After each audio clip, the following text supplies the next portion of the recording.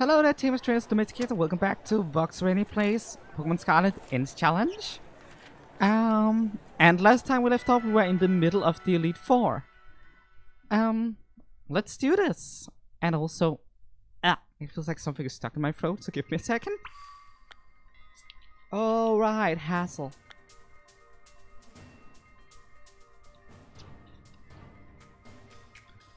Oh, this is gonna be a hassle to deal with. Ha ha ha, I am hilarious. And also I am absolutely mortified. So yeah, let's do this. Hey Maddie, nice to see you.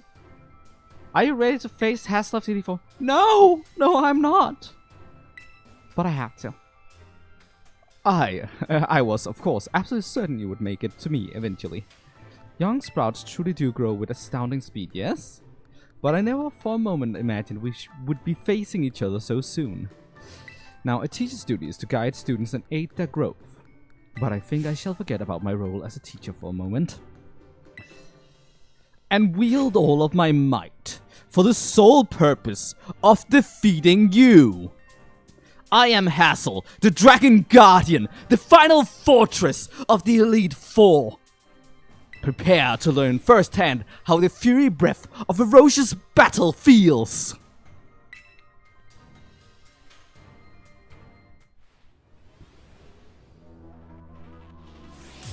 We're challenged by Hassle of the Elite Four. And he starts out with Noivern.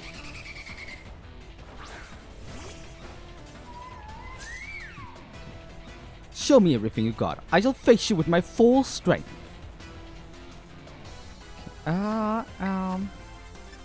Snowscape, please. He super fanged me. He super fanged me.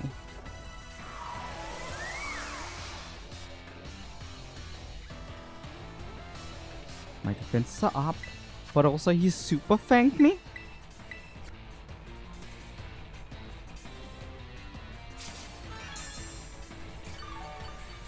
Okay, so for those of you who don't know, Super Fang just deals half your health bar's damage. Okay,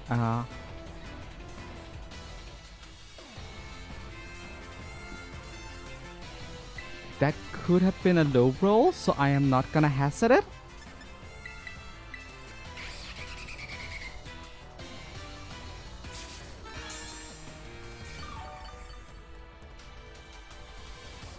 He missed?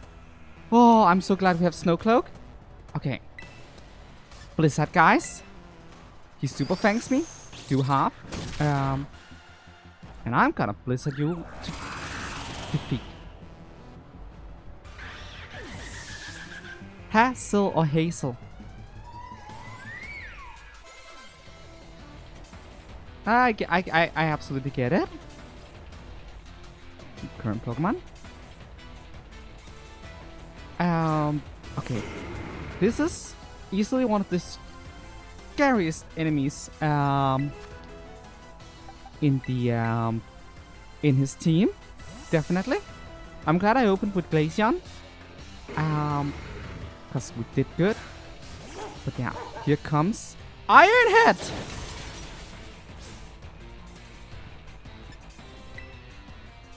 Noted it has Iron Head. I was like, that thing is gonna use Outrage. I'm gonna swap to my Fairy type. He has Iron Head. Okay, okay.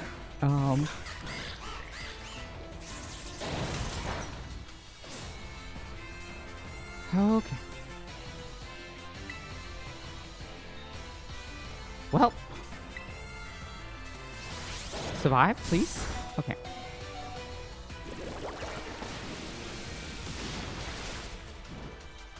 Come on!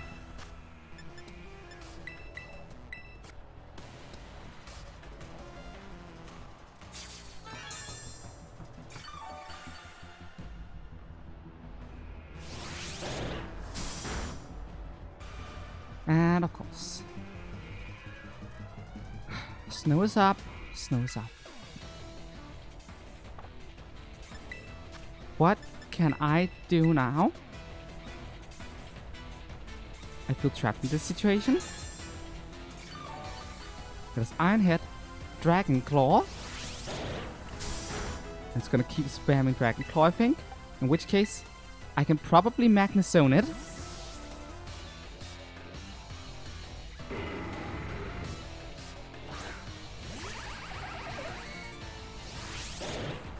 Yeah, I had a feeling. Iron-Headed can withstand, but I don't know what its full moveset is. There's little chance it has Earthquake. And if it has Earthquake, we are in trouble.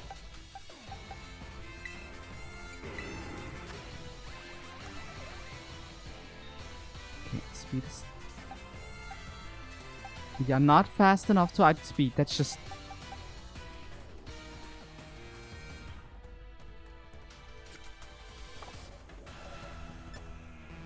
If it does have Earthquake, I believe I can tank it.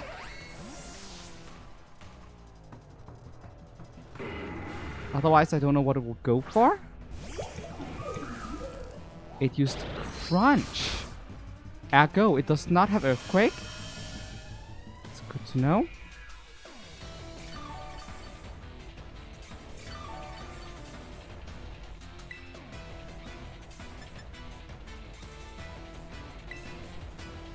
Dragon Claws. We are tanky. We can take it. Dazzling Gleam. Boom. Okay. Okay. I am still standing. Haxorus is absolutely horrifying. Okay. Poison and Dragon does not have Earthquake. I can swap back into Magnezone relatively safely.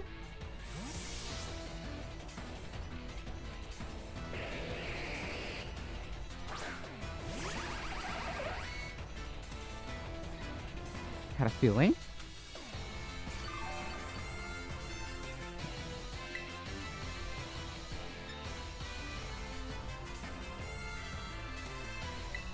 Gonna Thunder Wave your ass.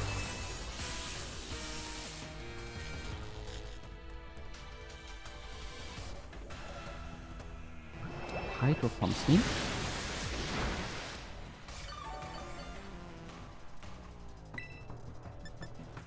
Have a Flash Cannon.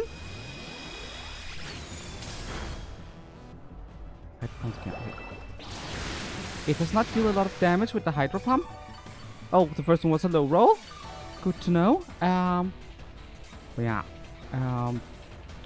Still, we can tank a few hits from that Hydro Pump. Ergo, I should probably use the time I have right now to heal up.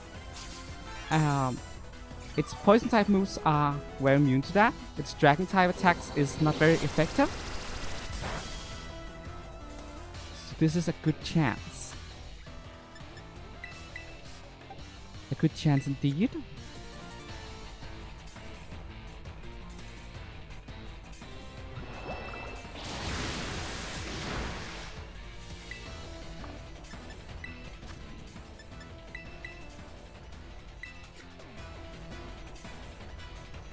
I'm so glad I can sit on this thing. The Hydro Pump is his best option. It has low accuracy and not a lot of PP. So at some point, a lot of control of this situation will be in my hands.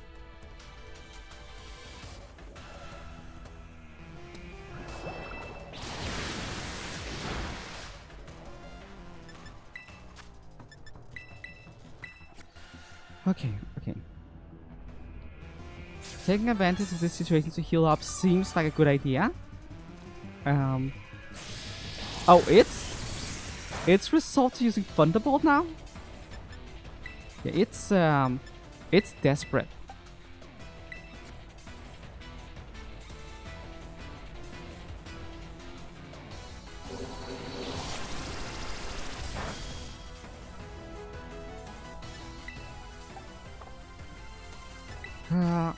Quite frankly, I want everyone to survive until we get through,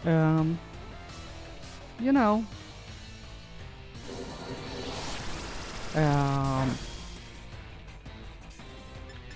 Gita? Yeah, Gita, that's her name. Oh, sorry, the champion. No spoilers here. No whoopsie daisies.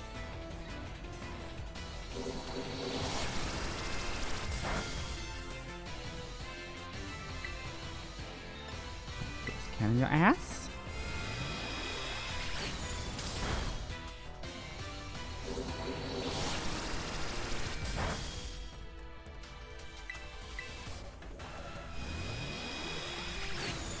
It was not paralyzed a single time. I'm very disappointed.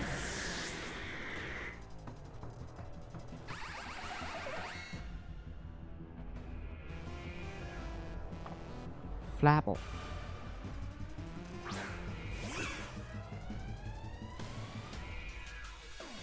The grass dragon type. I know what to do here. Oof! Oh, okay. Did you really have to crit that? Oh, come on!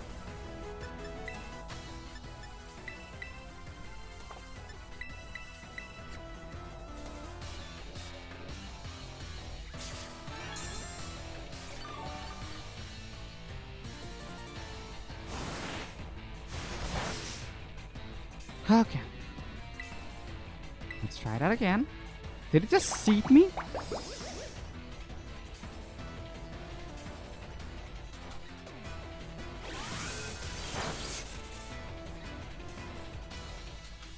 Nice, I take the crit. Too bad seeding won't be worth anything when I switch out.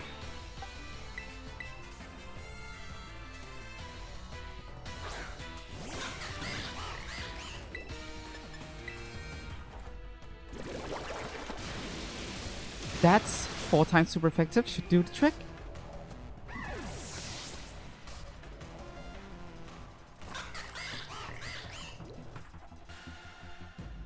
Okay. Only a little more until you pass. Don't let up.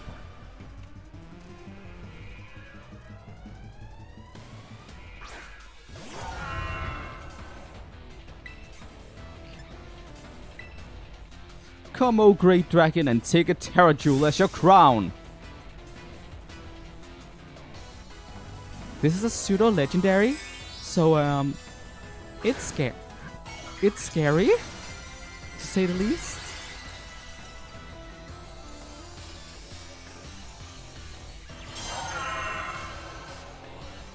No point in letting this drag on. Behold the power to overwhelm everything. Great rush. I made a mistake here.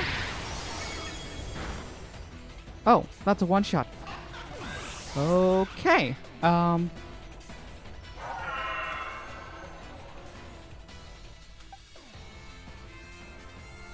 Grape Rush may be a tough attack, but it doesn't do much if I'm immune to it.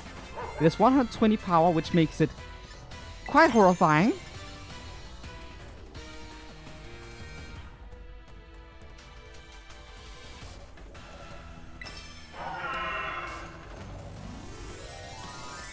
Immunities is good. Fairy type is good. And this puppy is amazing.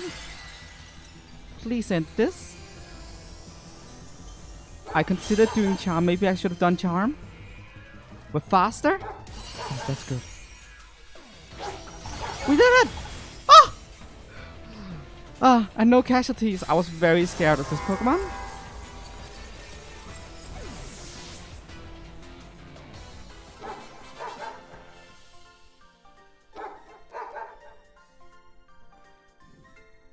The mighty dragon has been felled. Okay. Okay.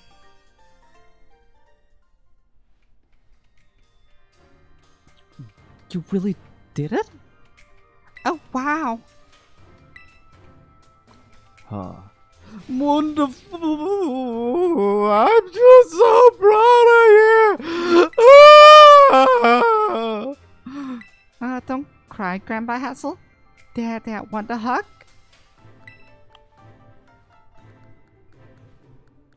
Sorry about all this, Vox. This old man can get like that sometimes.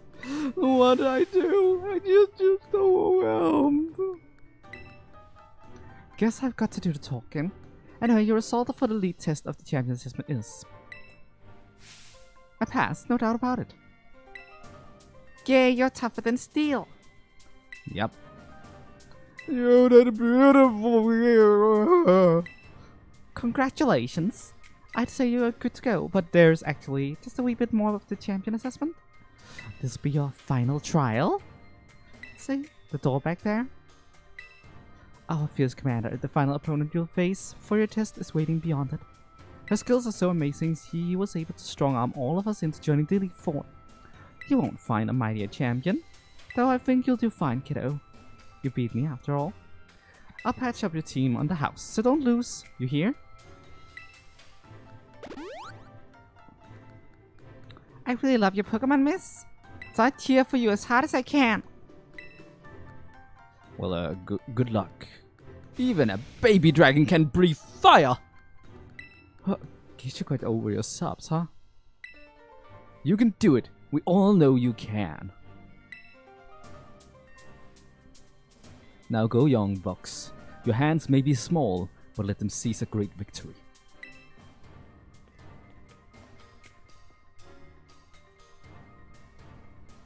Okay. Well, we did that. I did that. We're still standing. We're still standing.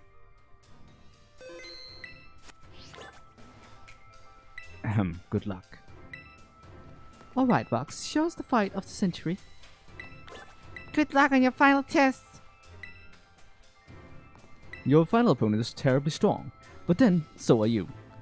Banish your fear with a calm mind. You will surely see the path to triumph. Okay. Champion time? No! I'm not! But let's do it.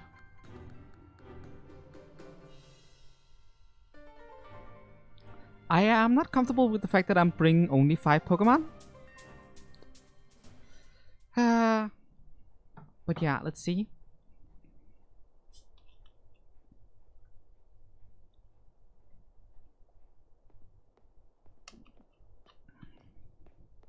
Welcome, Vox. It gives me great joy that you managed to make it all the way to the pinnacle of the Pokemon League. The final test is a battle against me, the top champion. To pass, all you need to do is win. But before we get started, I should apologize for one thing. You see, I have a trait that some might say is inappropriate for the league chairwoman. I'm utterly incapable of holding back when it comes to Pokemon battles. Maybe that's why nobody's passed this test recently. It's a bit of a problem, to be honest. But you might manage something wonderful, like Champion Nimona did. So, are you ready for your final test? I want to see the true measure of your talent. Something that does bother me about Geeta specifically is what she's saying here, because I feel like that creates a plot hole. She's the top champion, ergo she's considered the strongest of the champions. But to become a champion in and of itself, you need to defeat Geeta. And Geeta doesn't hold back. Ergo, logically speaking, she's the weakest champion because everyone beat her at her best. And yet she's the top champion because she's the best champion. But because you had to beat the top champion to be a champion at all, and she can't hold back, you always beat the top champion at her best to become a champion. So every other champion should be better than Geeta. You see how this becomes like an infinite loop? It's a plot hole, and I don't like it. I don't like plot holes. Is Barfra? I will use Garchomp here, but I do hope you can defeat me and become a champion yourself. But this is where we are. Boom and a crash. Luckily, psychic attacks are not that effective.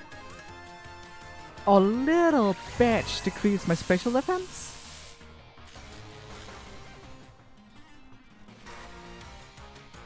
Okay. What now? Gonna thunderbolt your ass.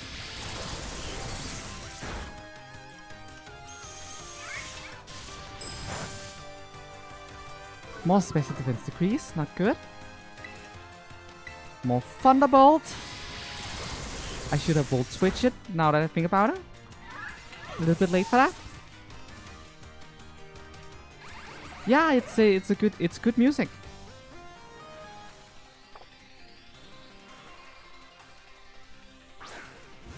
Okay, this thing is not a special attacker, so it doesn't matter that I gotten a little bit down on my special defense. In fact, this thing might not like steel. Oh! Okay, this thing is Earthquake. What's the matter? You're not one to let something so insignificant fluster you. You call this insignificant? Oh, a critical hit. Poor thing.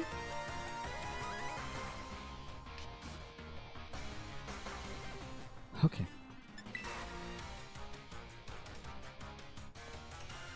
It's gonna attempt another Earthquake.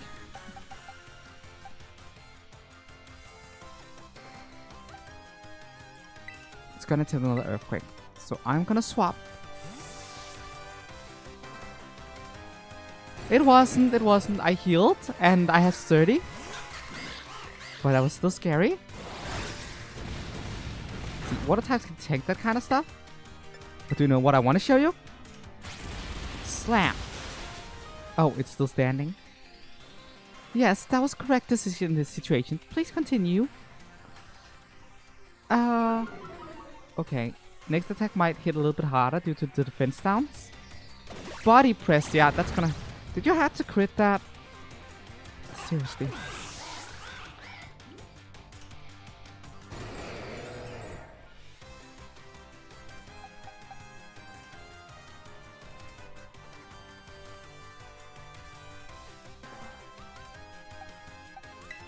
Okay. It has body press that deals damage. It probably also has heavy slam, which is gonna be super effective. With a little bit of charm.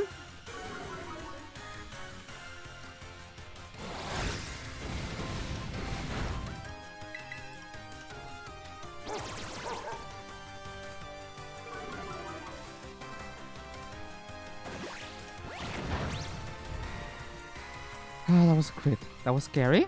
I was like, if that's how much damage that deals, we are in trouble. Luckily, it was a crit, so I still feel like we're in trouble. I'm gonna have a potion here. Just for safety. Because you don't know how much Heavy Slam does. I also don't know if she has access to Heavy Slam. Gonna charm you again.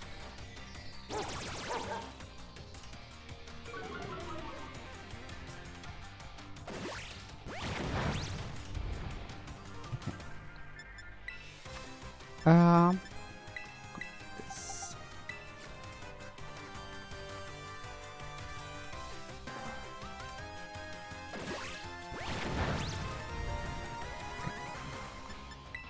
I had a feeling I could get away with some setup on Avalok. And now that that's done, I'm gonna heal everyone up again because I hate that I have to do this on her second Pokemon already. But it happens.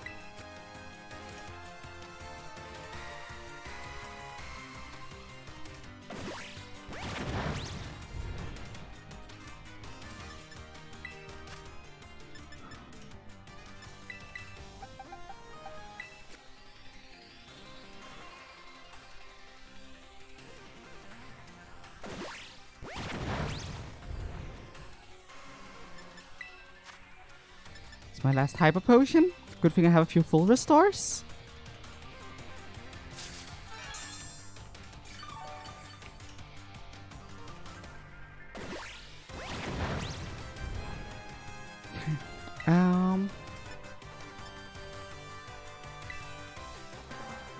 Oh, that did not deal a lot of damage. This opponent is tanky. Not gonna lie. Oh, come on!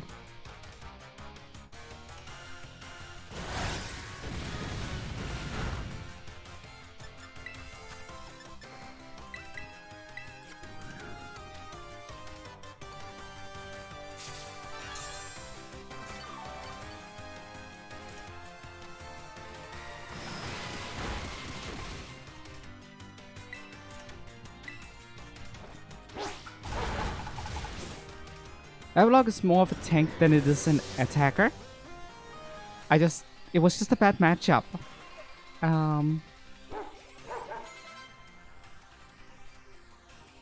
Okay, King Gambit. This thing is dark and steel and it's exceedingly defensive. This is a bad matchup. But do you know what is a good matchup? This here. It's quad weak to close combat. So you should be able to take it out.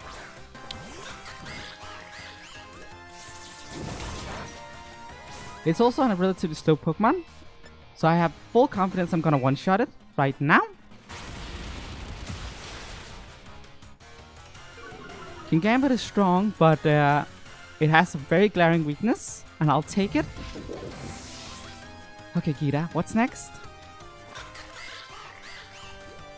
Go. A grass type. Not a bad option.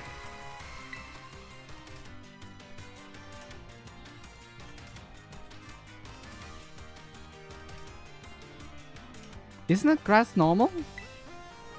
Does grass resist fighting? I don't know what's up with that.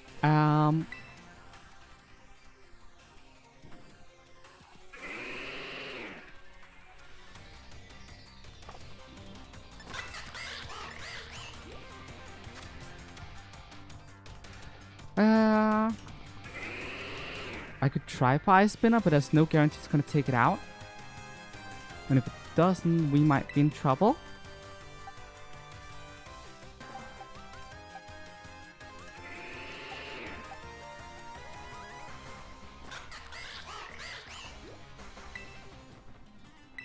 It's pure grass. Huh.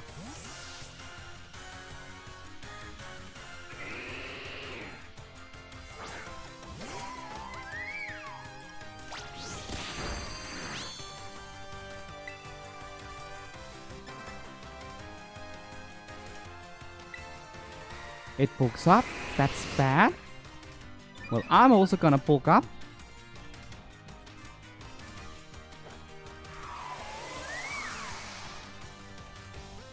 Bolstering my defenses here. And guaranteeing that my Blizzard will hit. Oh, cute. It's still trying to bulk up. You know, Gita, if you keep setting up like that, you're never gonna use your setup for anything. See? Oh. Okay, now I'm ever so slightly scared. Oh, Snowcloak saves my ass. I don't know how much damage that could have dealt, but I'm so glad I got through it.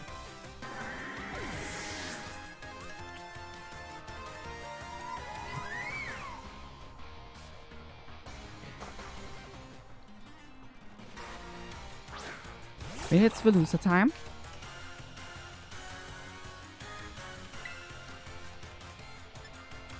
In which case, I'm gonna Shadow Ball it.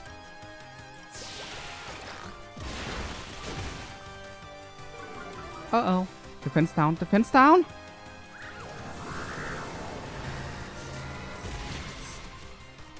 Lol. Okay, my defense is down. So I should, heal? Yes. I should heal just in case. She might use liquidation again.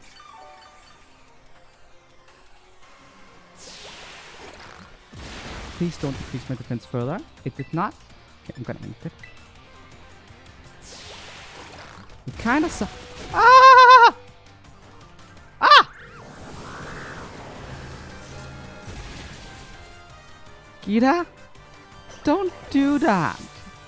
Ever.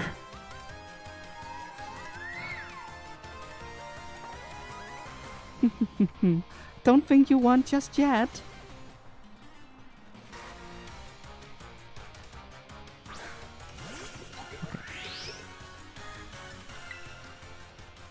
Okay, that is easily the scariest thing on her team.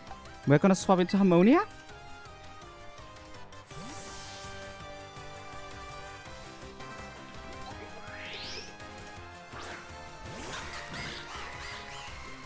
Be the light that guides all trainers, Clemora. Don't underestimate the buff that comes with Snowscape. That's all I can say to that.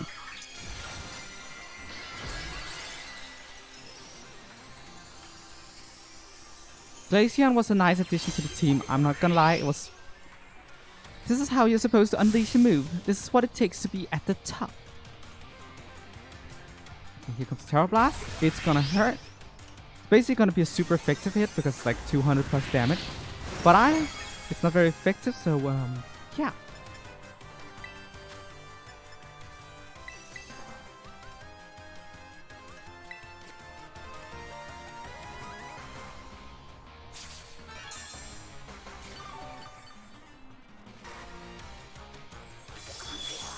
Okay. Point that has Dazzling Gleam. It's not the world's fastest Pokemon, so maybe I can just one-shot it?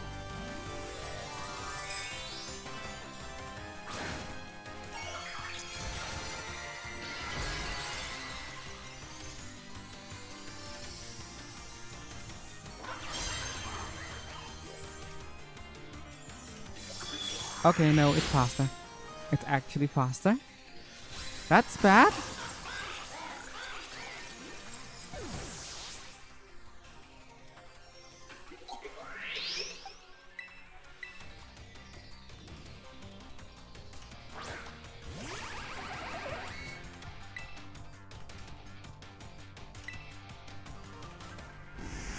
It has Earth Power. Good to know.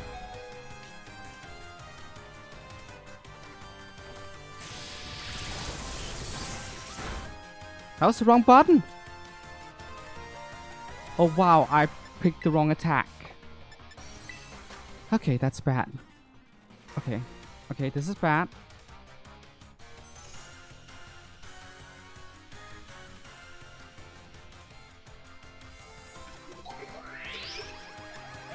It's going to use Earth Power again.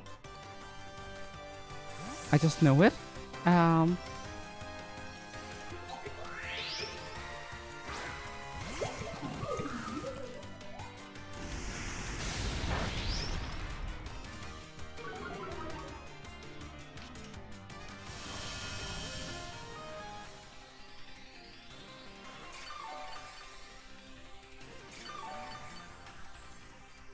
You can't one-shot me. But hopefully I can take you out. You could one-shot me, you could! Okay! That's bad! Okay.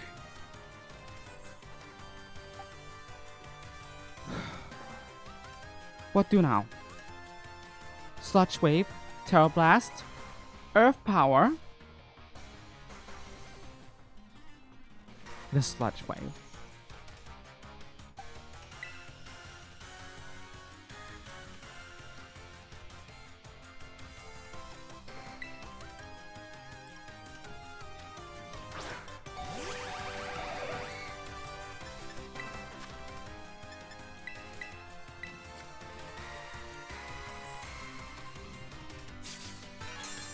Okay, as far as I know, Earth Power has 10 PP. We just need to outstall it.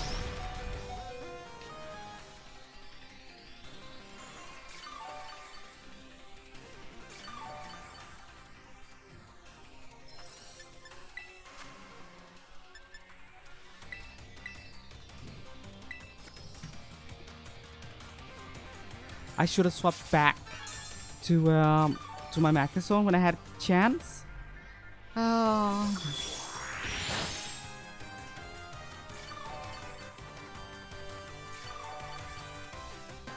For whatever reason, she decided to use Dazzling Gleam instead. But she's not out of Earth Power, I know that much. So we're gonna use a potion to guarantee that our Sturdy works.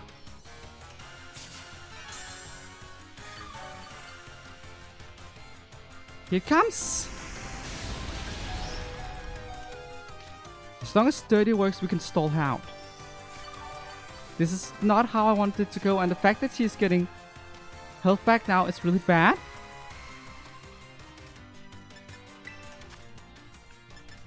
My original strategy was to Thunder Wave her so she would be slower. And then I knew she had I knew she might hit hard. That's why I decided to go for Magnet Zone due to the sturdy. But I picked Thunderbolt by accident. And now the Thunderbolt is slowly getting undone by the grassy terrain and everything is just...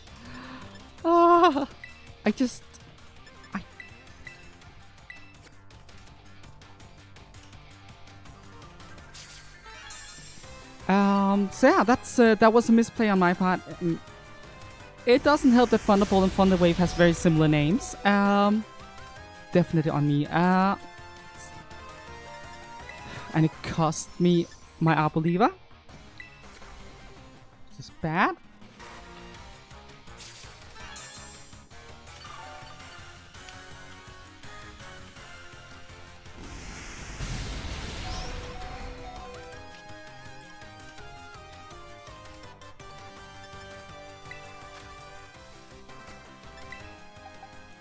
The Earth Power is 10.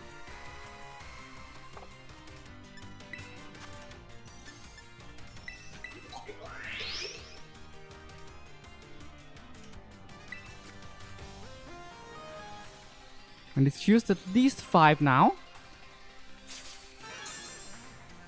I lost count, but it's used at least 5. That makes for 6. NPCs never use PP up, from my experience. So, this is a lot of healing items, but we're doing it. I'm gonna feed her.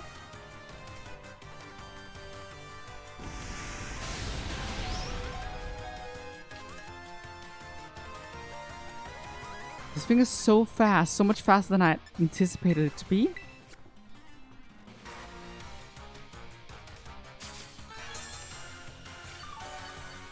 It's probably used like 7 or 8 now. Make that 9. Probably. According to my math. That is the wrong one. Don't pick the wrong one. Like that there could have lost us the fight. Because the game actually does let you use items despite them not working. So like misclicking like that could actually have gone really, really badly. Okay, I don't know why she did that. It might be because she's out of PvP, but sometimes she also just does it because it's like, I don't need Earth Power because you're only at 1 HP. So let's see if she does it again. She does it again. So, she's out. I can Thunder Wave her ass safely now.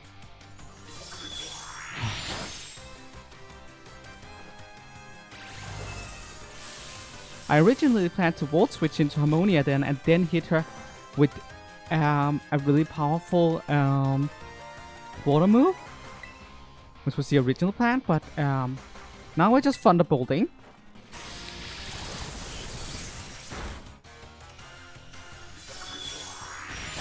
Okay, okay.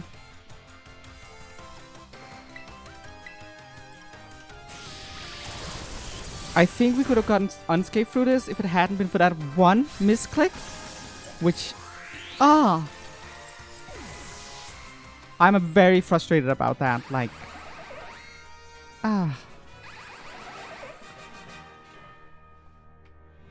You go beyond my imagination so easily.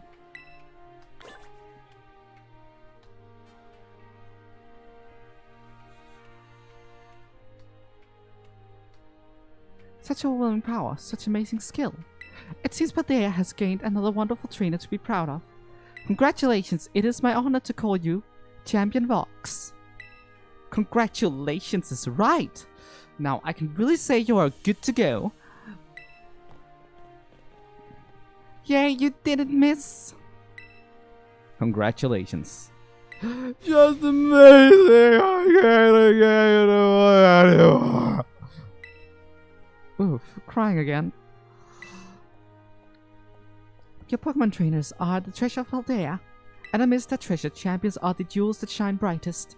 Champion Vox, it is now your duty to set an example for all of the trainers of Paldea. Now allow me to walk you back to the entrance.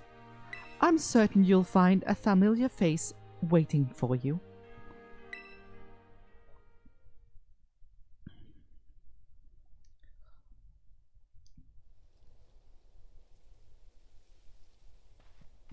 Vox! Vox! Oh man, I can't just look at you. You did right. You became a champion. Yeah? Oh, I knew all along. I got word from the Primera when you cleared the elite test. Oh man, Vox, I'm a champion, and now you're a champion. I agree, we should have gotten a photo for that. Which means we're true equals. You and me, both champion rank trainers. This is amazing. Now that you made it here, I've got one thing to say. Let's you and me be best rivals for life. Sure. Yes, Tomaya! Alright, you know what rivals do? Belt their absolute hearts out. I'm gonna hit you everything this time. You ready? Do wait a moment, Champion Nimona. What's the matter, Premier? The champion assessment has only just ended. I believe rest is in order for Champion Vox, Magnezone and the others. Champions must be understanding towards their opponents. Right. There I go overexcited again. Sorry, Vox and Magnezone. I also must ask, is this roadside really the setting you two want for your first battle as true equals and rivals? Now that you mention it, that's a good point. In that case, can we use one of the Pokemon League battle courts? Surely there is somewhere more fitting. A place with special meaning to the two of you, perhaps? Special meaning, huh? Let me see, anywhere leap to your mind? Mesagoza. Mesagoza, oh good call. The place where we set out our journey. That reminds me, Vox. Remember back when Director Clavel explained the treasure hunt? You know how he told us to go search for our very own treasure? Well, I know that treasure I got out of all this. I found a true rival.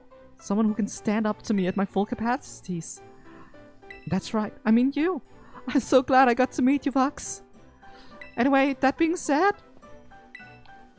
I'll be waiting for you at the battle court in Mesagoza's Central Plaza. See you there. And off she goes. The respect you two share is palpable. Even a bit enviable, to be honest. I'm known as the Primera, but even when facing me in the final test of the champion assessment, Chandamona didn't reveal her full might. In you, I suspect she had found someone she can battle without holding anything back. Okay, well, we are champions. We are the champion. I don't know how that goes, but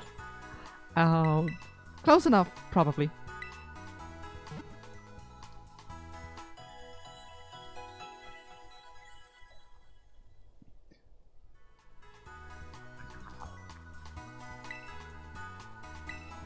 Okay. So.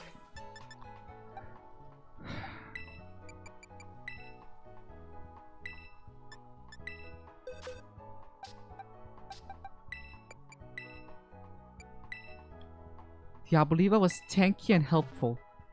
I will not forget.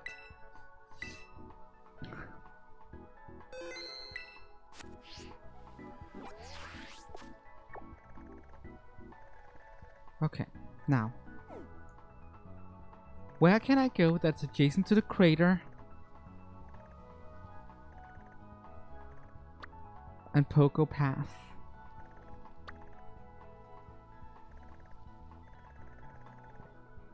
Nowhere. That's the answer, nowhere. Nowhere is both adjacent to the crater and Poco Path. That's not good.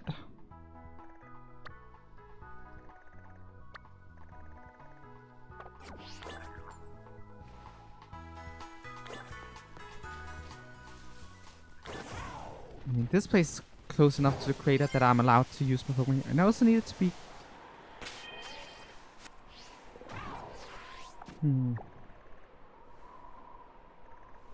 I could give up on the crater.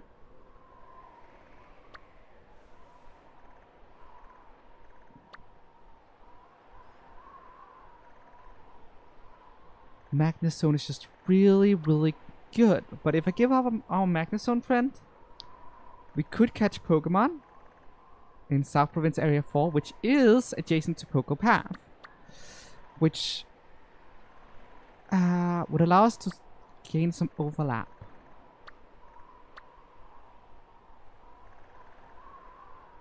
But Magnezone is such a good Pokemon. Like, easily one of the best out there. And you've done so good for us.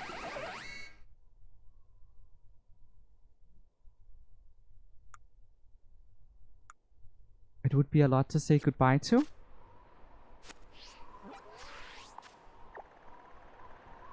What's even available down here? Like,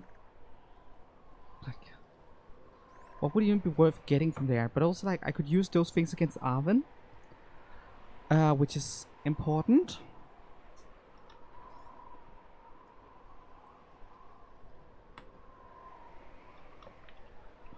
If I still had Arboliva or Garchomp, that would be an easy decision to make.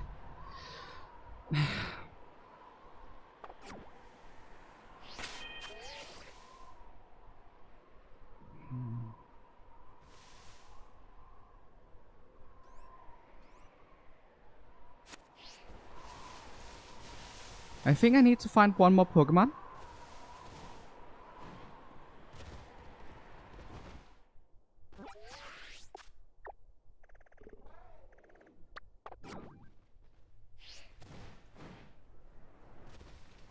Before I challenge anyone else, a team of 5 should be able to do it.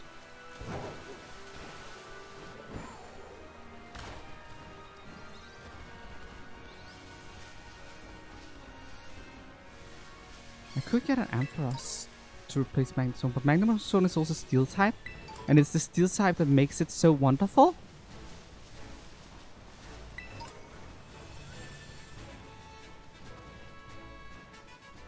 I'm scouting a bit right now, trying to figure out, like,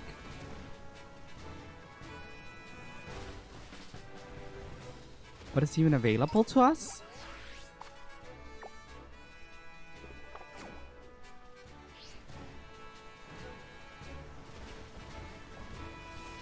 Water types are not that valuable to us because we have a water type already.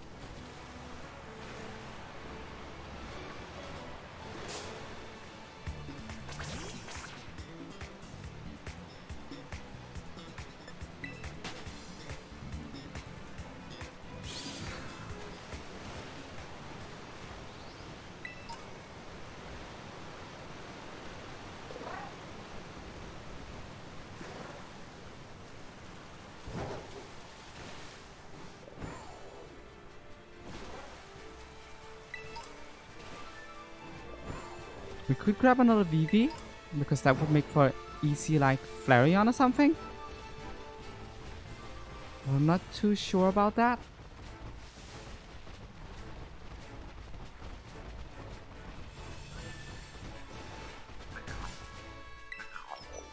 I knew this situation could potentially happen.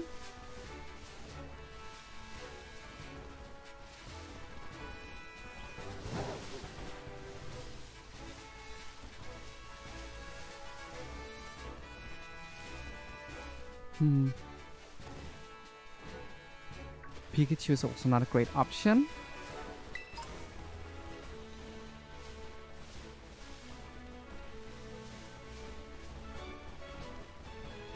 Do you guys have any suggestions for something that could be caught nearby? That would seemingly pull its weight. I don't think Zorua would do the trick, sadly. Greedent has potential.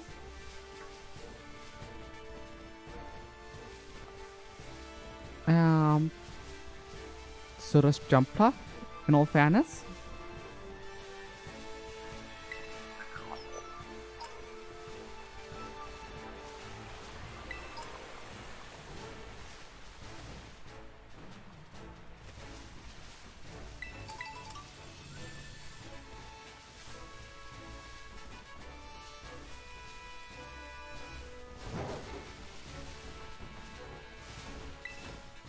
If Arboliva had made it, we wouldn't be in this situation.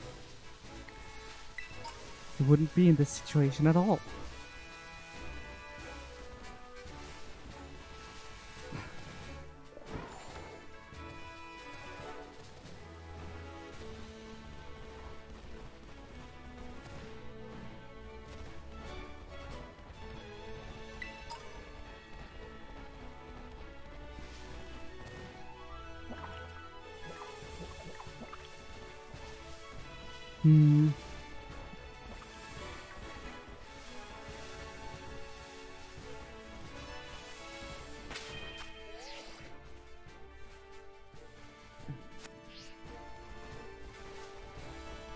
A strong bug type might be the answer.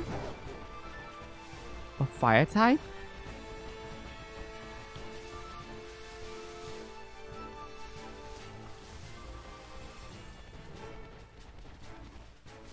It hurts looking at all those small lives.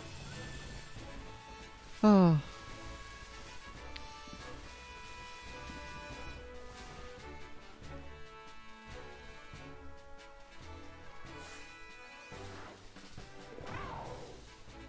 We used the Fletchinder before. Rats. To be honest, that wouldn't have been a half bad choice. Flying and fire type, I mean.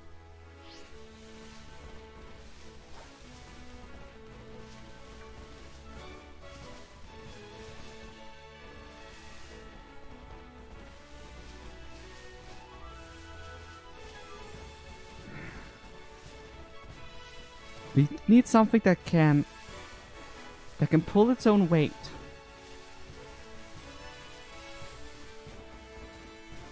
That's the important part. And also needs to be complementary to the rest of the team.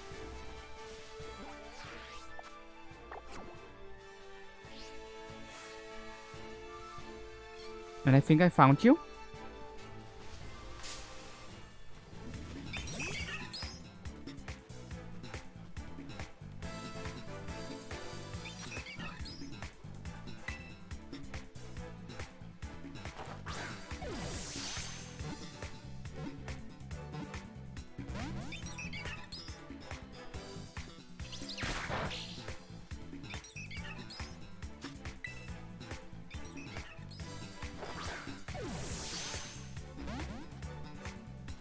This bird is stubborn.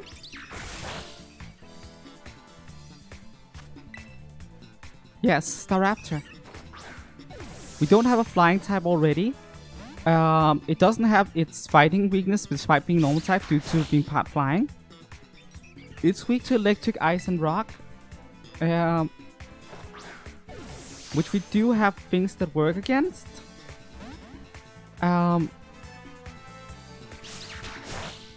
On the team, I believe.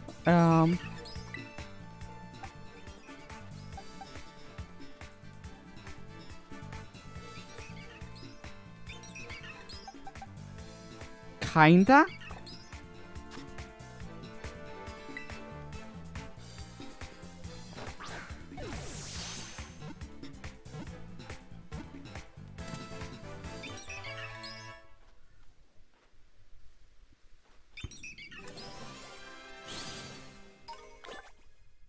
They flock around mountains and fields chasing after bug Pokemon. Their singing is noisy and annoying. Okay.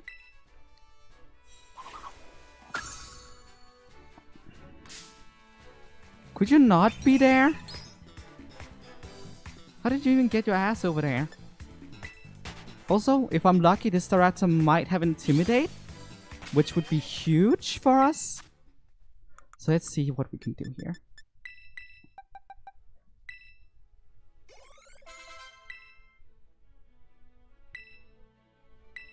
Yeah, sure. Learn double team, please.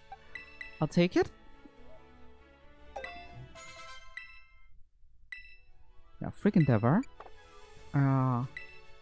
Frick Whirlwind. Ooh. That's good.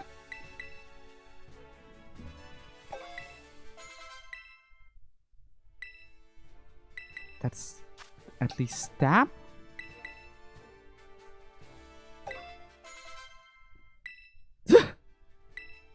Sounds like it, yeah.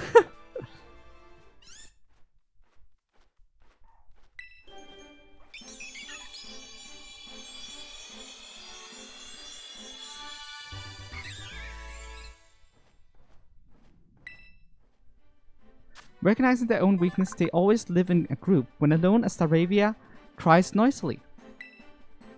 I see a theme going on here.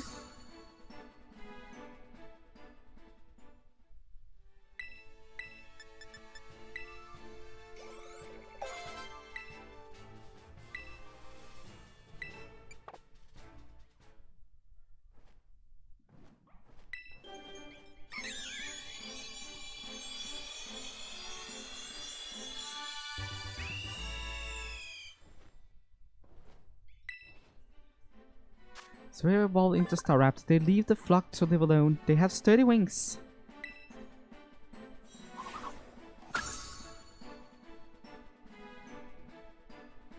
Lol. Gosh darn birds indeed. It does have Intimidate. That's good.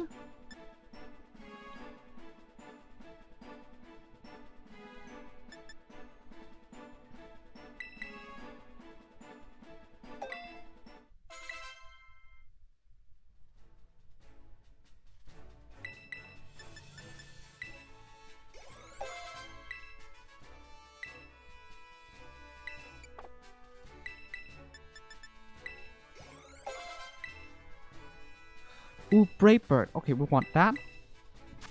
It's a high risk, high reward kind of move, but we want that.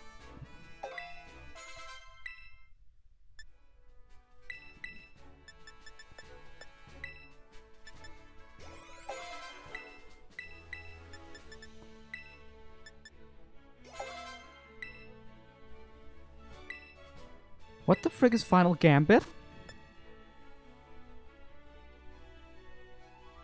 Nope. Nope. Just nope.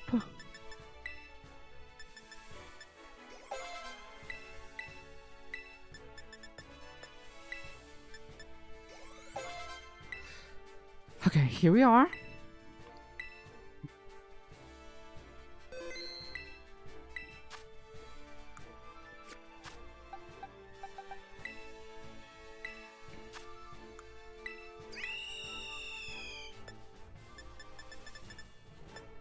Okay. You are a high risk, high reward kind of addition to the team. It's fine.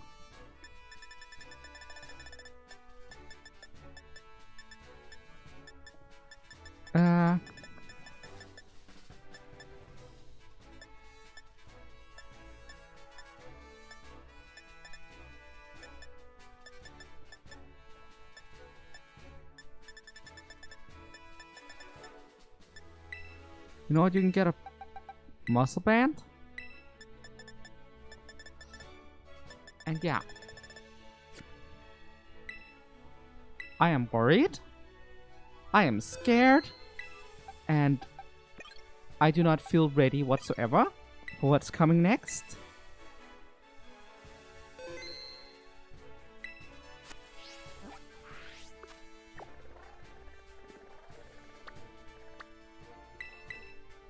But we will handle this.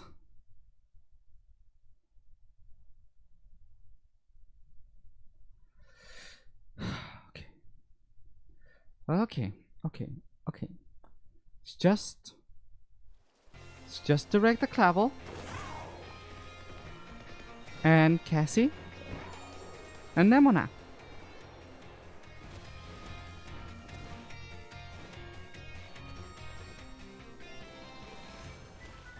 And also I need to heal.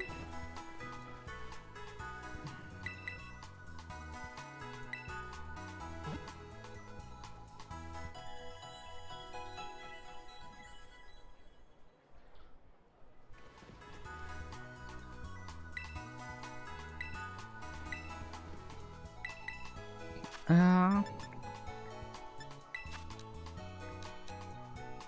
20 of these. I need 20 of these. And I need 30 of these. And yeah, I do not feel confident whatsoever.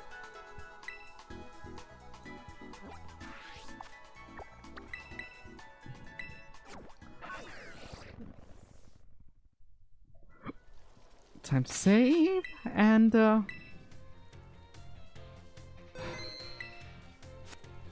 let's do this. I don't know how this is gonna go. Wish me luck. Vox. Direct the clavel? Oh, come on, the name's Clive, remember? Actually, no. It's time for me to bring this little performance to an end. Allow me to reveal my true identity. Ha ha!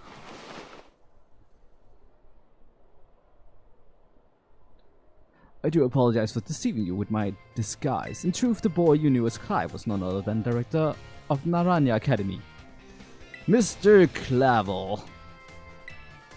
I already knew that, but my disguise was so perfect. Although now to think about it, I did neglect to keep up my youthful act on a few occasions. That must have been what gave me away. Regardless, there is still one more astonishing truth I must reveal to you. The true identity of Cassiopeia, the big boss of Team Star, was me all along. That's impossible. Honest to goodness. When you heard Cassiopeia over the phone, that was actually a pre-recorded voice. I pulled it off using, one of those high-tech gizmos. Oh yes, it was very clever. So, Miss Vox, now you know I'm the big boss. That means there's just one thing left to do. Face me in one final showdown to decide it all.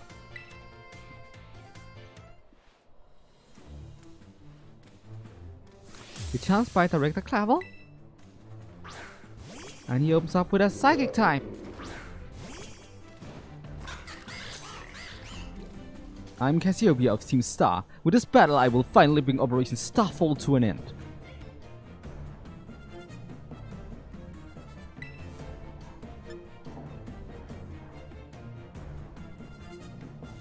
Okay.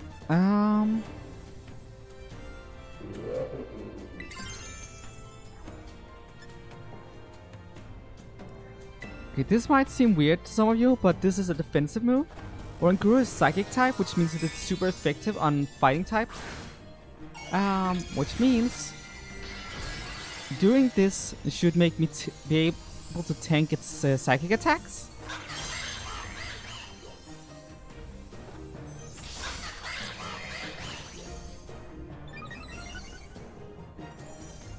It yawned at me. Okay, whatever, it yawned. Gonna set up another sword stance.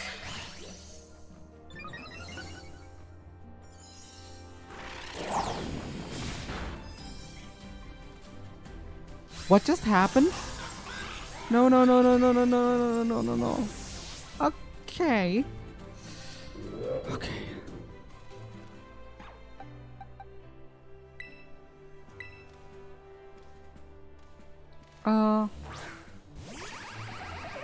So that just happened. Foul play. Dillo.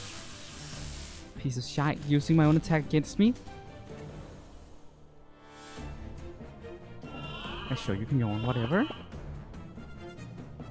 That was also my terrestrialization that went there. I mean, I knew it could go poorly, but really?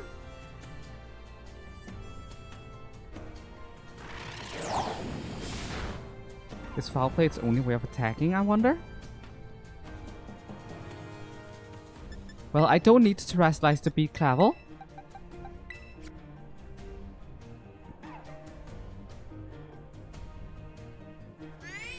Oh, it's a stream meter.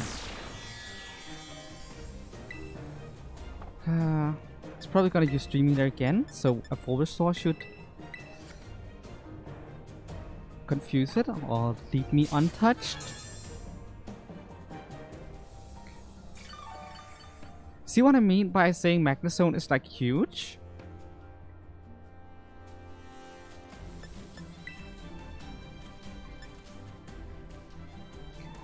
Gotta Thunderbolt you.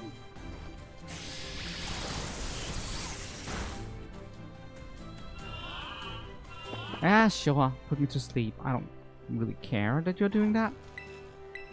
Go for it.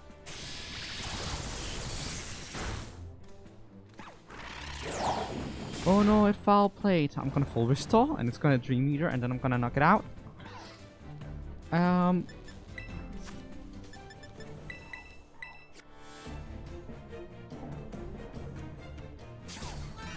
I felt so smart when I was like, you're not gonna be able to, you know, knock you out with a psychic move and just foul played me.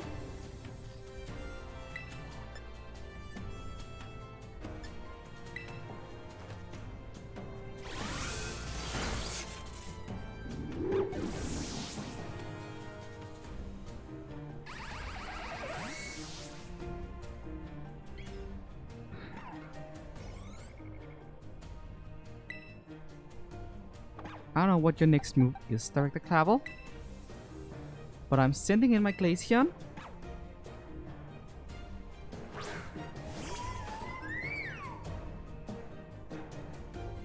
Houndoom.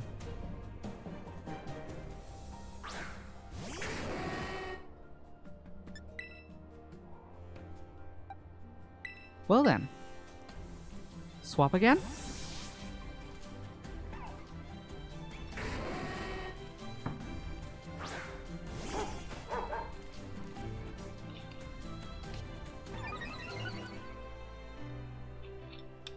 How cute of you to increase my defenses. I highly appreciate it, Clavel.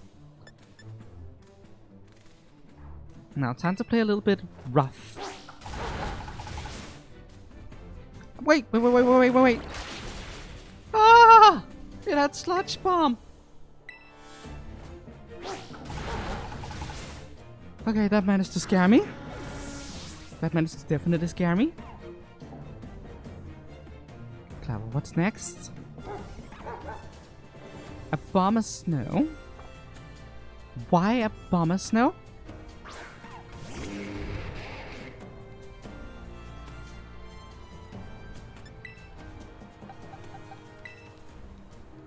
Was did you decide to set up some snow for me?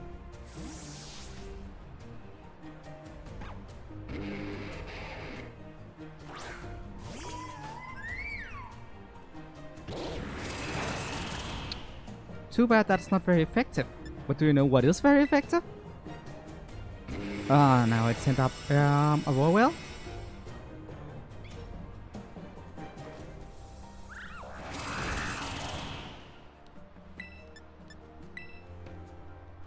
Uh-oh. That's a physical attack, interestingly. I was expecting this to be like a special-based Bomber Snow, but apparently it's a mixed bag.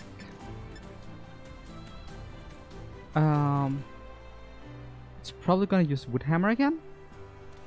Which means if it crits me, I'll be in trouble, so I should heal.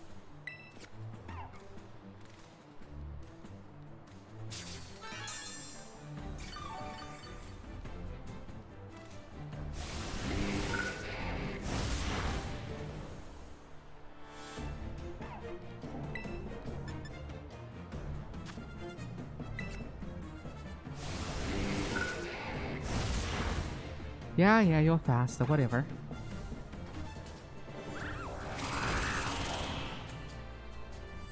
And the snow stopped.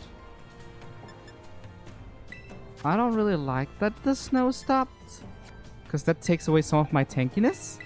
So let's poof into Magnezone.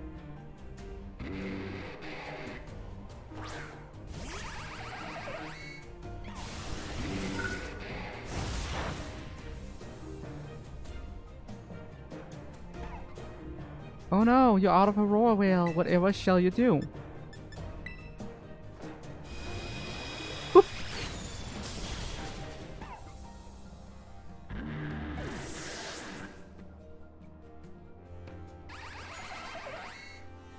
Gyarados is his second to last Pokemon?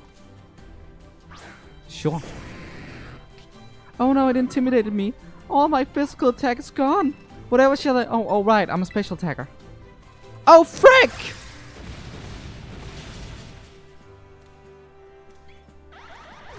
Okay, it had Earthquake.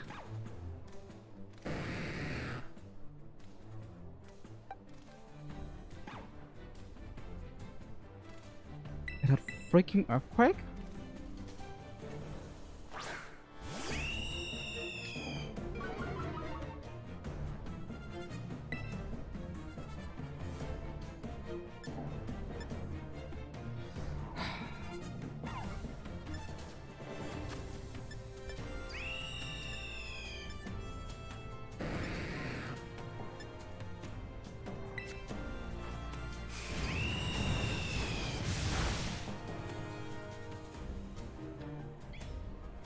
Please survive, please survive. Ooh, that Intimidate was worth it. Okay, what now? I should heal you up. Could attack, but the recoil would take us out. Unless I use close combat, of course, but there's no guarantee that would actually knock out.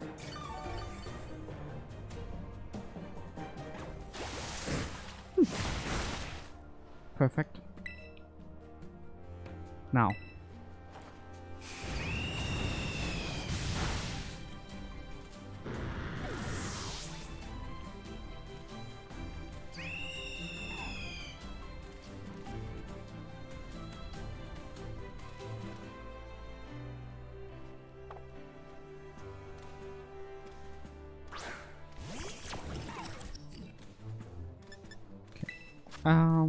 Higher potion Staraptor here.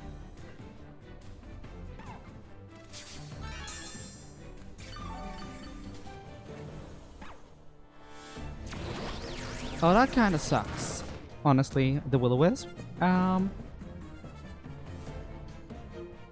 so glad that Intimidate paid off. I really picked Starly only because I knew it could get Intimidate. I wasn't sure we would end up with a Staraptor with Intimidate. Because I don't remember if it's 1 or 2 typings, but I just knew I had to.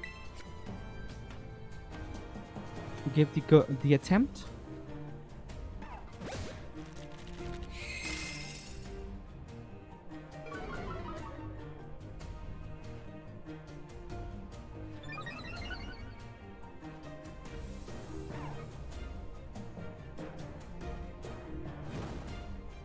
So yeah, the Shell Smash is bad.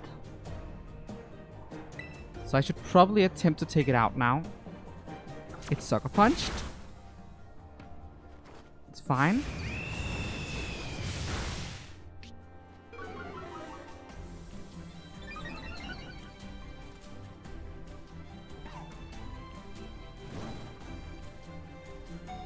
Weak Armor, not good. That thing might hit hard now. That's something I worry about a little bit. But at least it can't Shadow Ball me. Can't hit me with a super effective, or well, not super effective, with a stab move because we're part normal. It tried to use Sucker Punch again. That's good. Okay. In fact, wouldn't be surprised. Interesting. It will Will-O-Wisp us, of course. That's fine. It's fine. We're fine. Let's do this.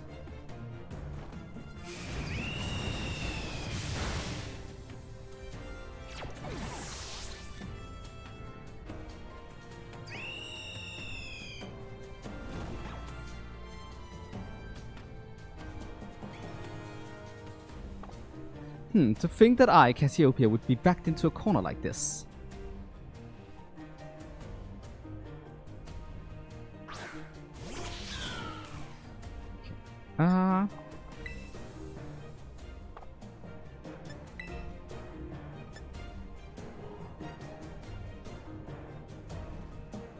I do need to heal that burn.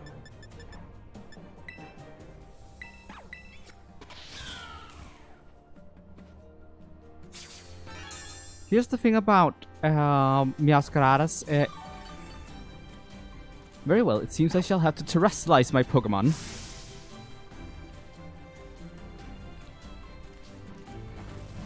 If he uses its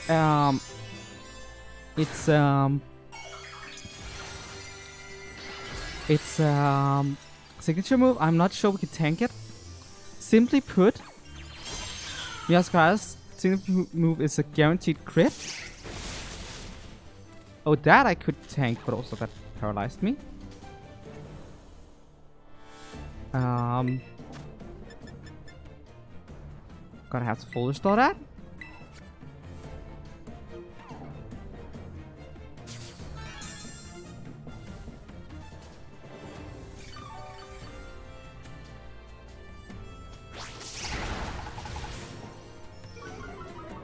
And that was our attack. Okay, I'm gonna do this. This might seem counterintuitive, but I promise I have a plan. It might not be a good plan, but it's a plan. Yeah, that hurt. We expected. Please tell me I'm fast enough. I'm not fast enough. Why are you faster than me? Okay, so that kind of sucked, but that should help a little bit because I just threw an intimidate at my opponent.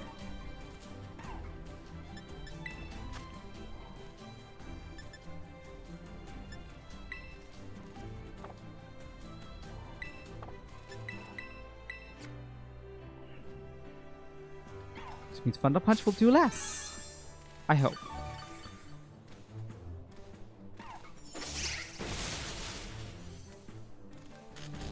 It did not do less. Ow.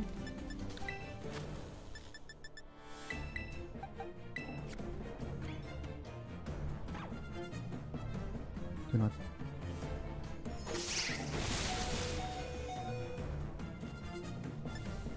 He basically did what I anticipated, which is good.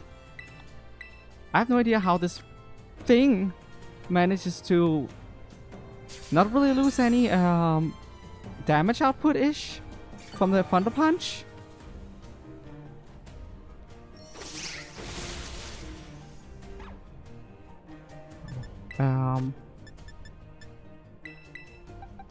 Let's see here.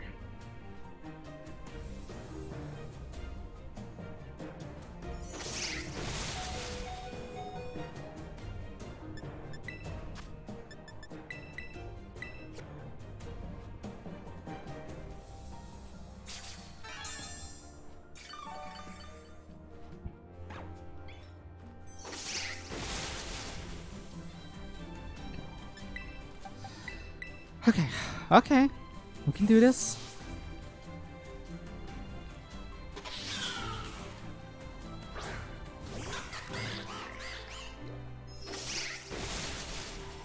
We can survive an extra Thunder Punch. Do take a step back, please. This may get dangerous.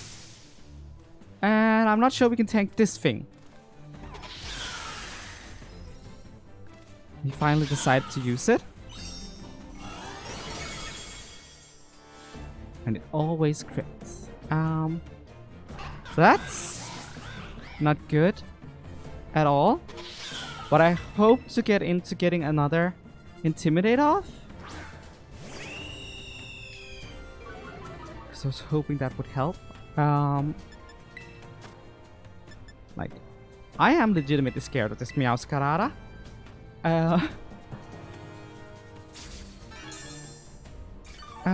So yeah. No, he still has Thunder Punch. Still has it. Doesn't feel like he's affected by the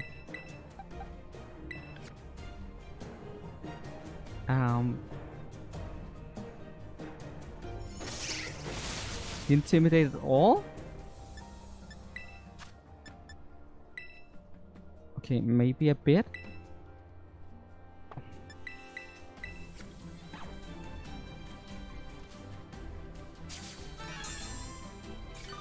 Ah! Okay, that was a jump scare. Oh, that was a jump scare? I was not prepared for that. This game is so buggy, it jump scared me. Oh no. You guys saw that too, right? Oh my god. Yo, what the fuck?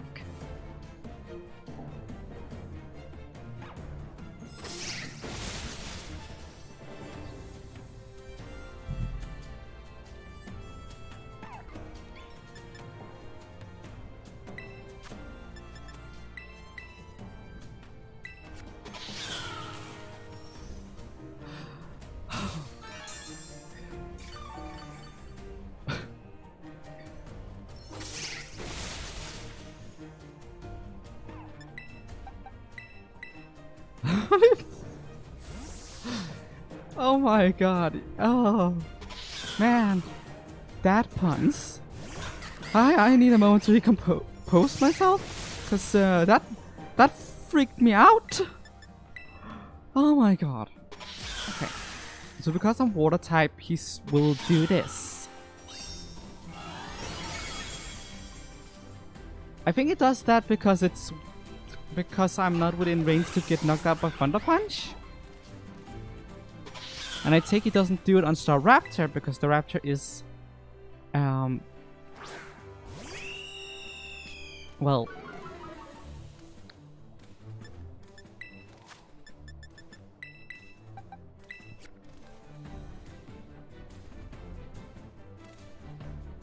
okay. I was not prepared for that. Please don't knock me out. Please don't knock me out. It's not very effective. It's not very. Okay. That move seriously freaking scares me. The fact that it's guaranteed crit is scary.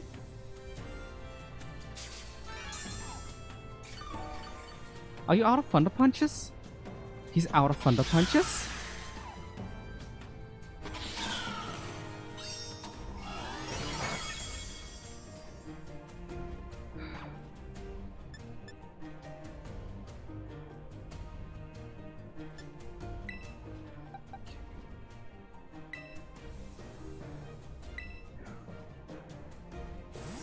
He's out of Thunder Punches.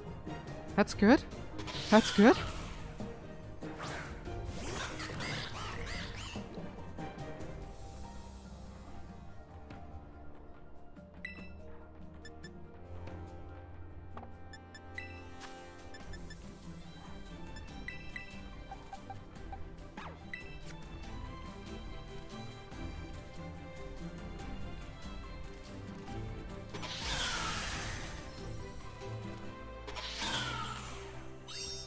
I know these things now have basically also. I'm so sorry about this. I don't know what else to do right now.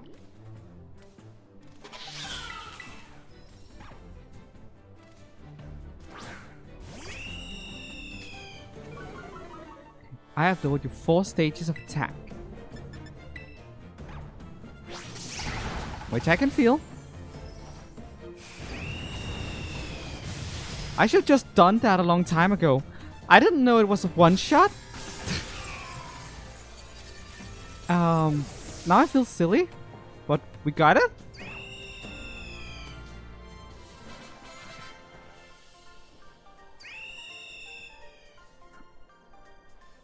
How strong you have grown.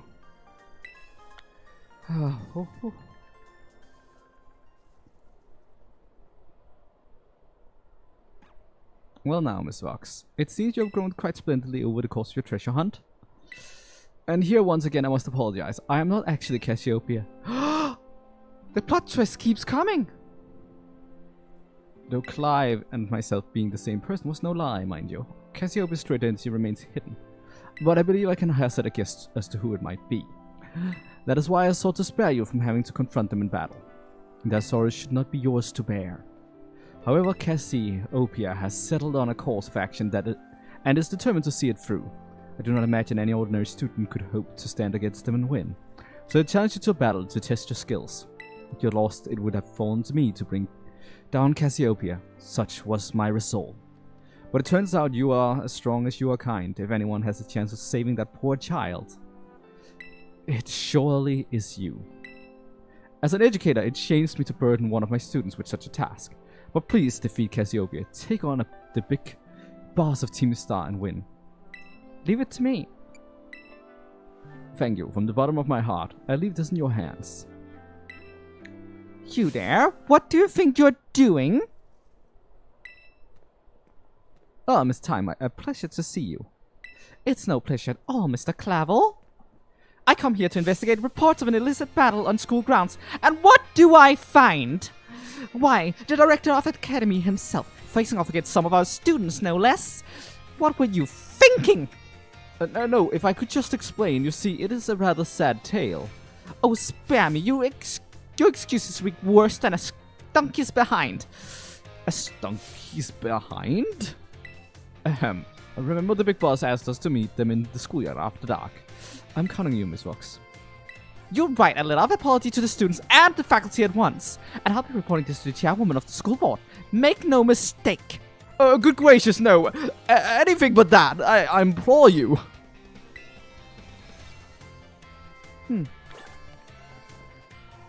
I don't know if it's evening or if it's... Okay, the sunglasses may be like, is that another spookster? Like, this school is freaking haunted, I swear. Oh, I'm glad that was sunglasses, but man, that... Ah!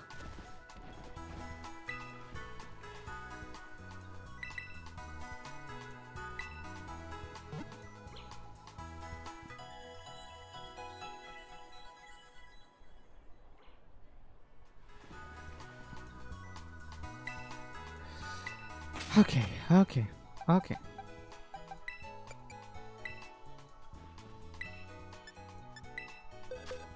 Probably a good idea to save, yeah?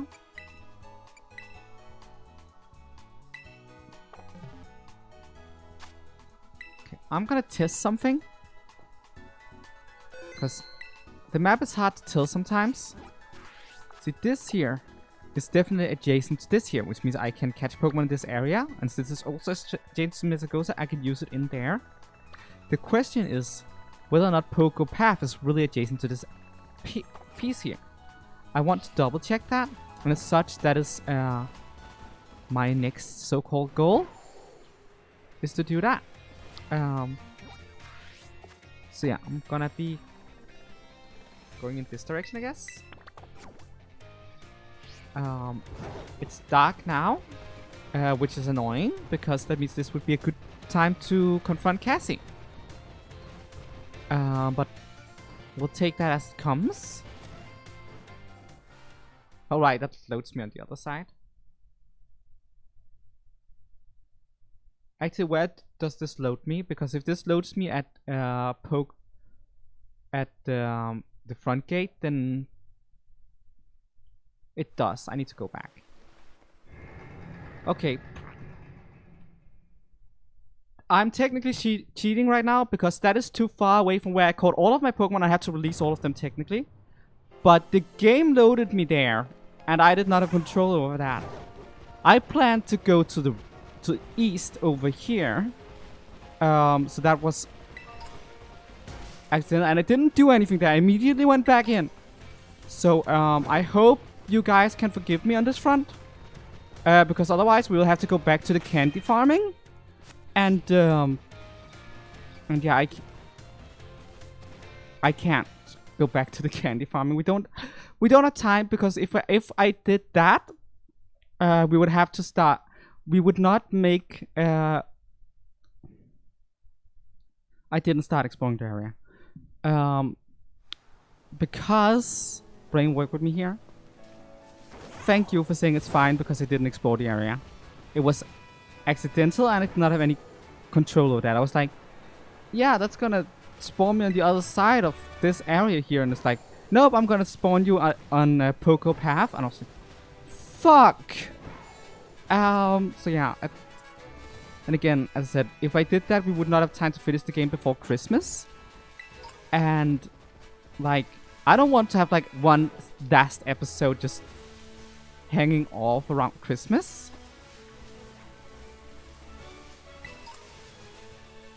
Also,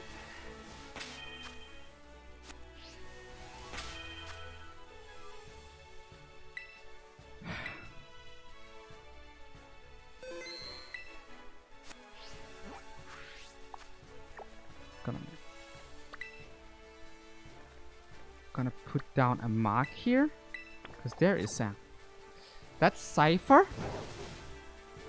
could be worth it. I'm going in this direction. Basically, actually no, I'm trying to figure out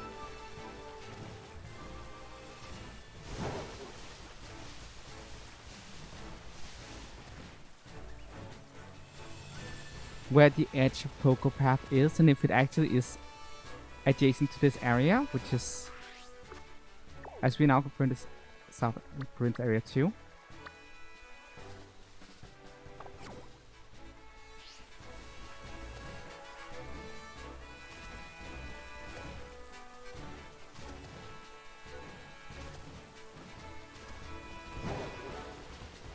At least I think this is South Prince area 2.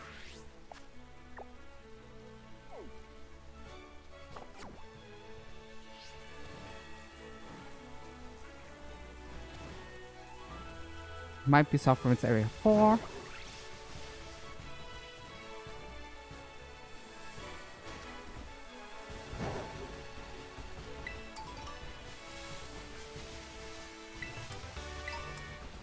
Also, I think I remember now we already had a cipher. Okay, so this is Poco Path and Area 4. This is the edge of it. That's what I wanted to know. They are connected. Okay, I'm just gonna double check here. We have caught cipher before, so that's not an option. But that means the entire area is an option.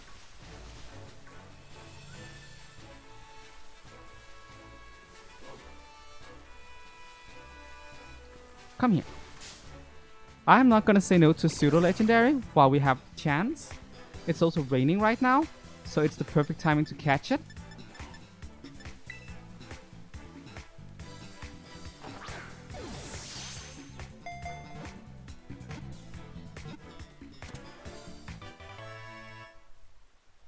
Did it just stop raining?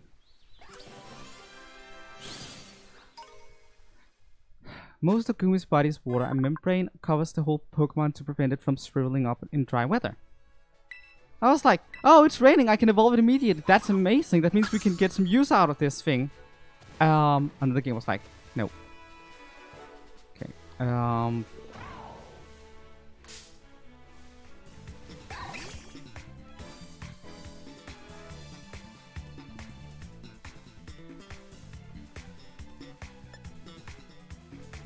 We already have a fighting type, but the fact that you're a steel type makes you a candidate, in the very least. It'll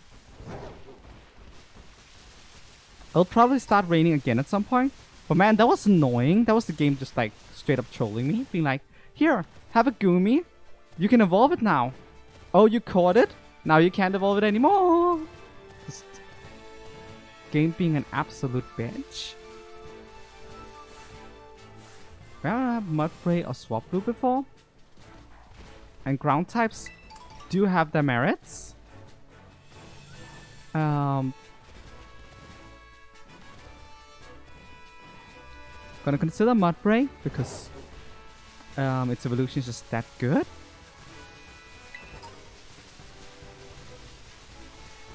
At least if you get like the right ability on it.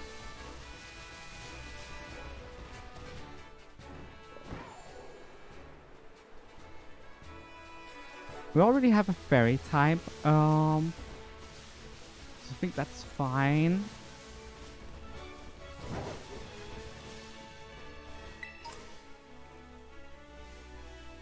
We could use an electric type to replace the one we just used. Yes, yes. This is what I want.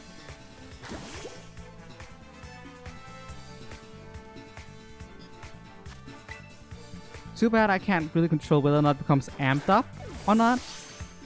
But yeah. Game do be trolling, yeah.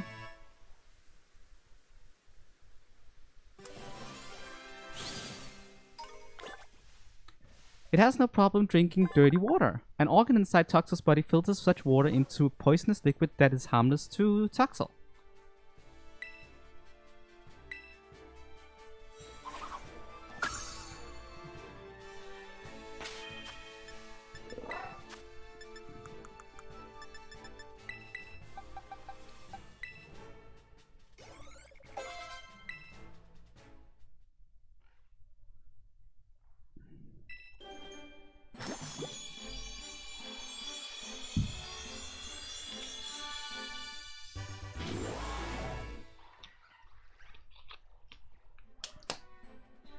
Okay, this one wants to play guitar. That's fine. As it scatters toxic sweats and emits electricity, a melody that sounds like it came from a guitar reverberates through the surrounding area.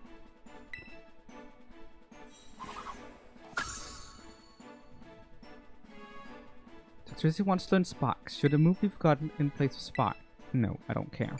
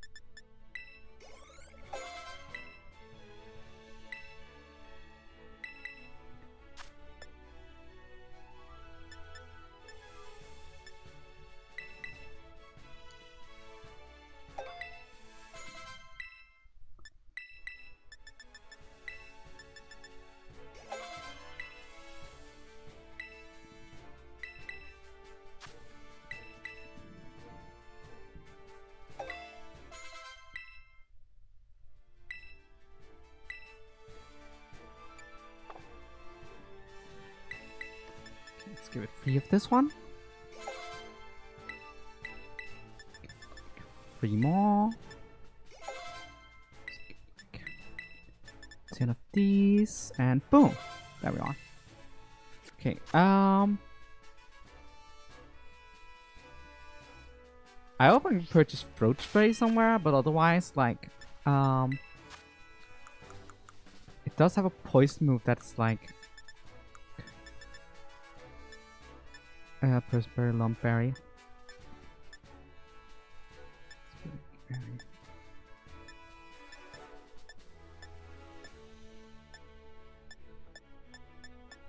I think citrus is probably our best option.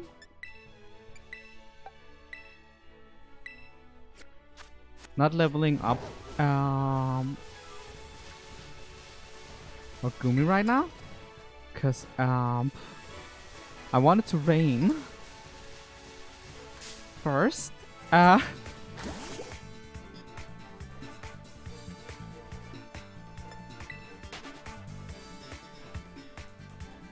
What I guess I should be just enough that it's already a Sliggoo, so that the game won't be like absolutely trolling me about that again.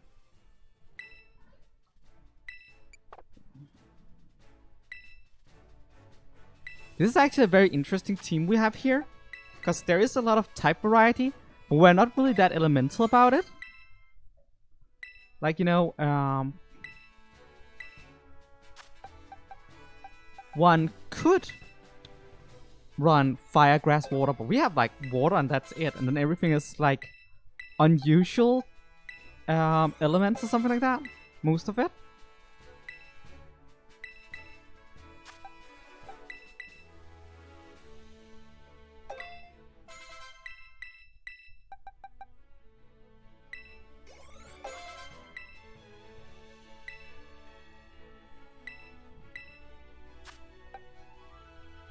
Curse has potential.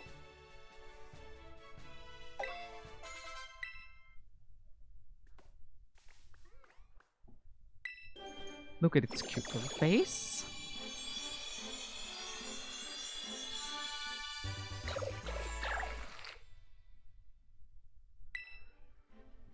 The swirly protrusions on its back is filled with all its vital organs, such as its brain and heart.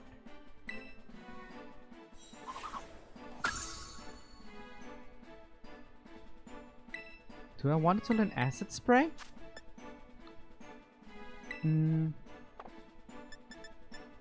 Not really.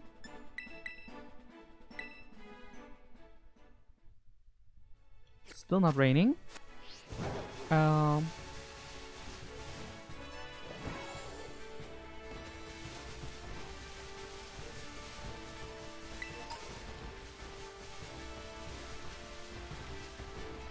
There's the cipher. Number 4. This item. And then I guess we're going back into the city. Gonna have to be waiting for rain.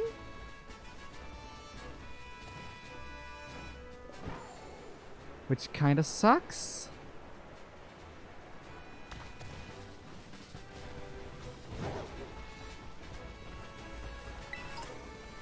I don't even know how to mess with it. Like, I could soft reset for it, but that's not really what I want to do.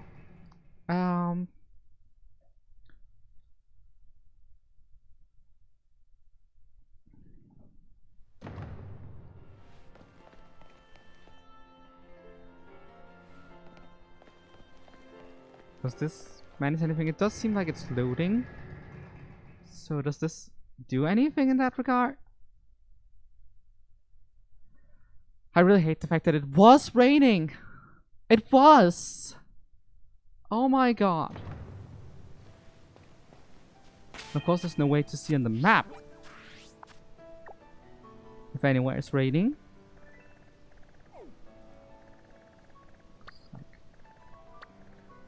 It only like tells me what is going on right here, so it's like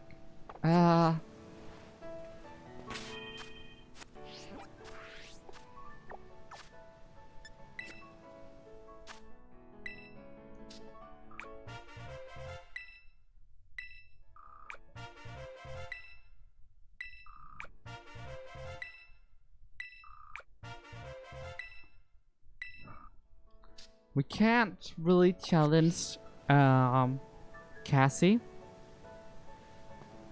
at right now under these circumstances. Not really.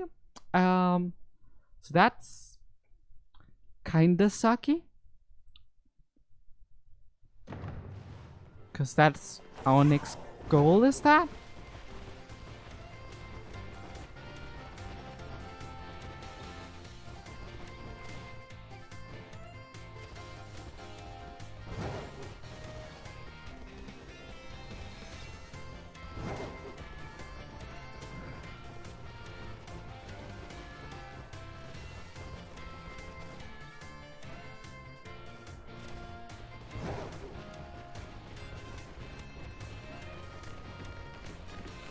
But I know what we can do that isn't related to Cassie, and that I want to do anyways. I was hoping to use this to stall out daytime, but now we're stalling out rain time. And potentially also day. This is annoying.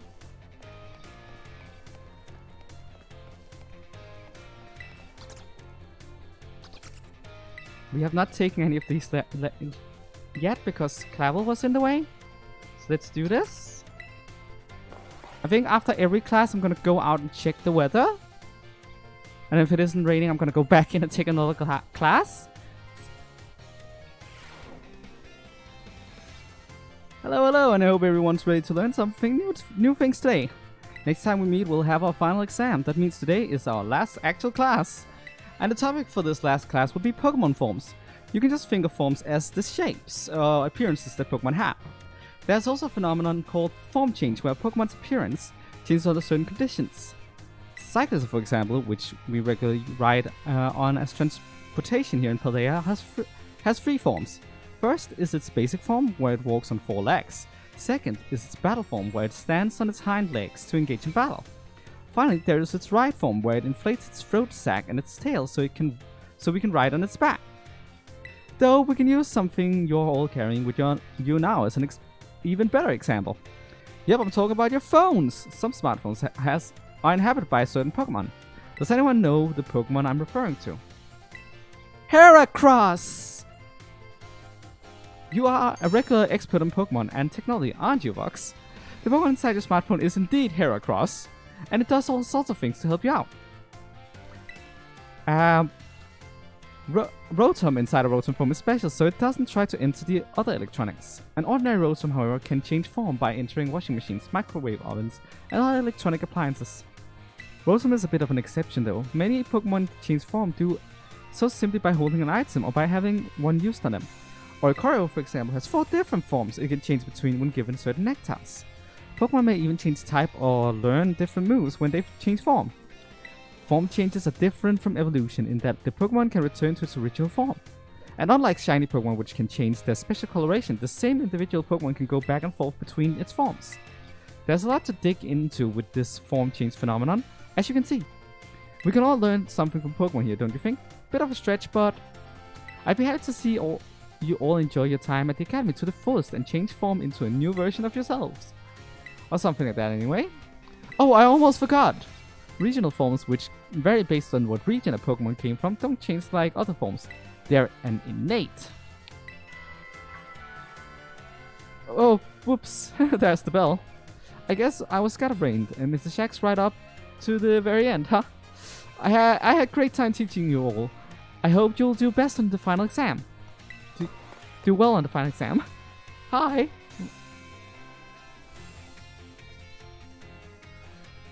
Okay. Do you guys think it's raining now? It's still dark out, so that's something. I want it to be raining.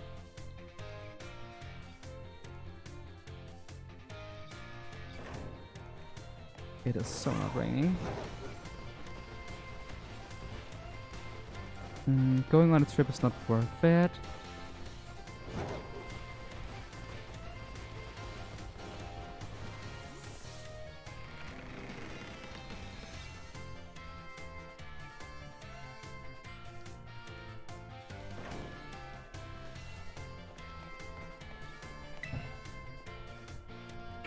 Okay, biology final. Here we go. Yes.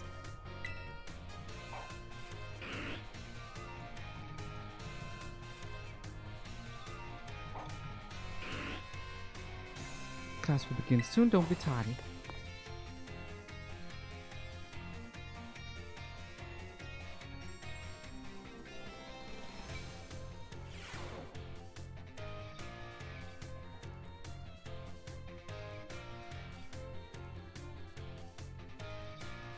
Hello everyone, today is our final exam. It will cover everything I taught you so far, but I'm sure you all will do just fine. Take your time and contemplate each question carefully. How many of the following 4 methods make it easy to catch a Pokemon?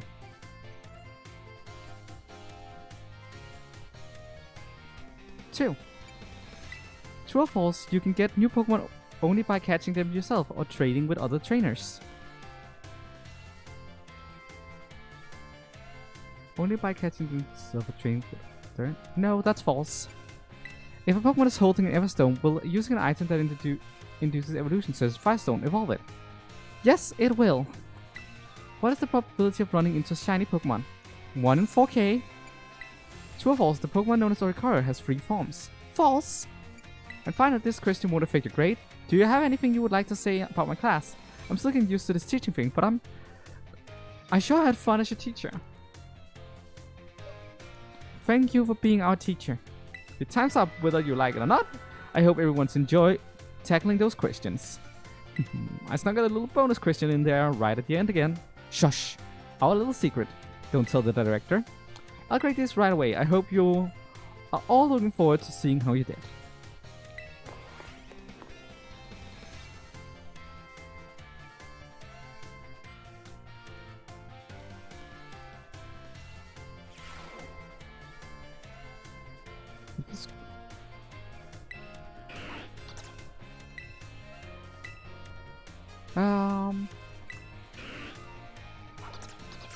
I got 4 out of 5 questions correctly. Well, I do believe so, yeah. If you actually use an Evo item on a Pokemon while it's trying to evolve,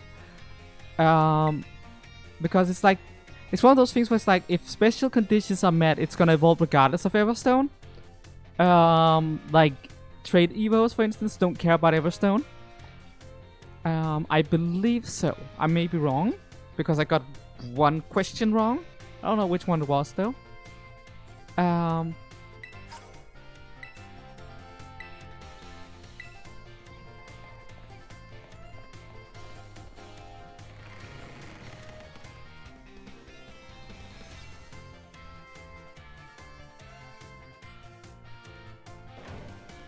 Nothing right here.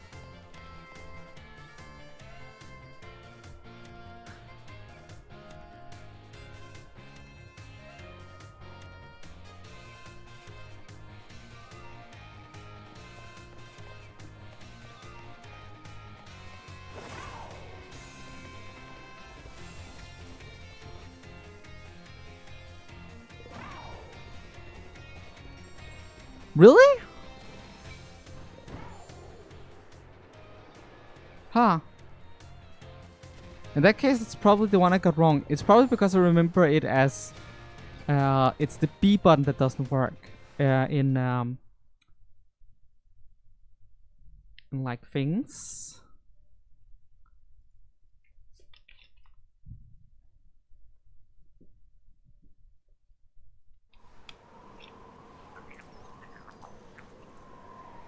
Okay. I just looked up online that it says it's raining every 5 minutes or so. So I'm thinking if I just travel a bit around. I also accidentally cheated again because technically the Pokemon League area is too far away from area 2. But also I thought it would spawn me over here. I guess from now on I'm just gonna use the portals instead, because apparently jumping over doesn't work the way I want it to.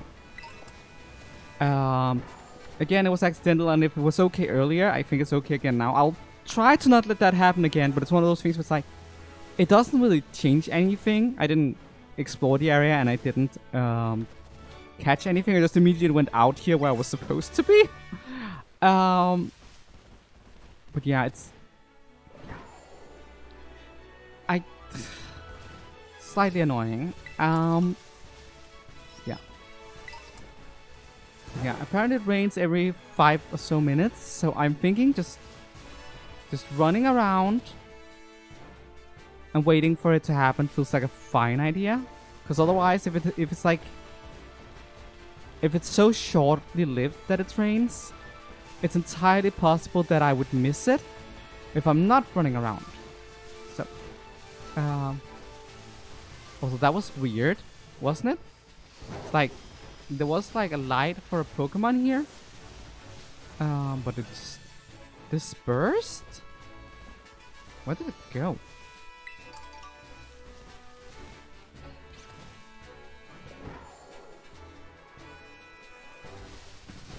To be fair, it could also be the UK. Or really any island nation. When you're surrounded by water, that kind of stuff just happens.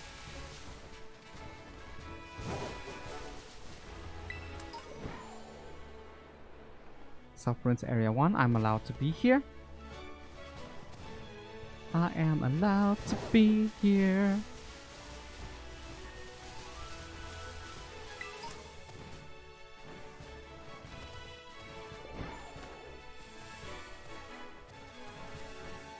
I think.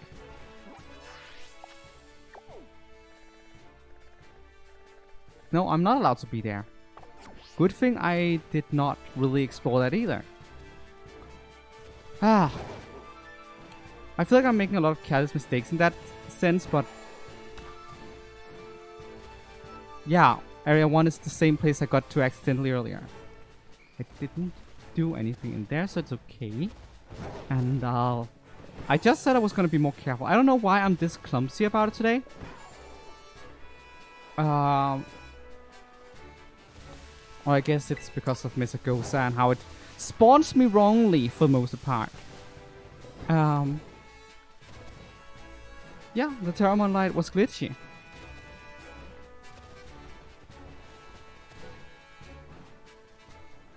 you think it rains more frequently where there's like a lot of water?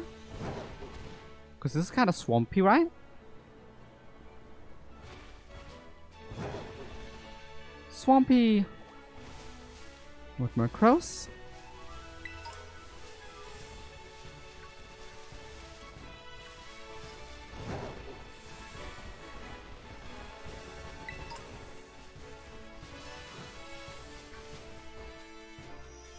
I would prefer to catch this Liku because it's so much higher level. Had I known that the rain would stop the second I caught it. Hatena could be worth it at some point.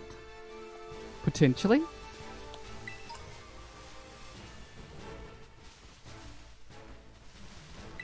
Yeah, I think so too. So that's why I'm like hanging out here now. And if we're lucky, it won't be day by the time we get rain. So we can rush back and fight Cassie.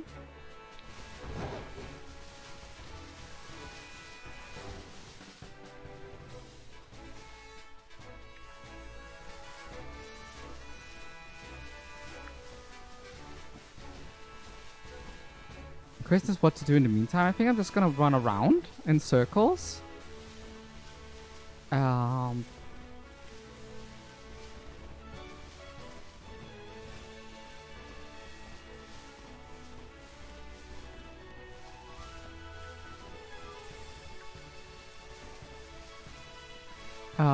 Because then we see a lot of spawns, which means there's a chance for a shiny. Not really shiny hunting per se, but it's just one of those things. It's like, I mean, I have nothing else to do while I'm waiting on like the weather to change, so might as well. Since we do work with the shiny claws anyway, so if we find a shiny, we're allowed to catch it, and then I get more stuff for the giveaway next year, which would be nice. I don't think you guys can complain about it when I'm planning to give it away anyways to you guys, my loyal viewers.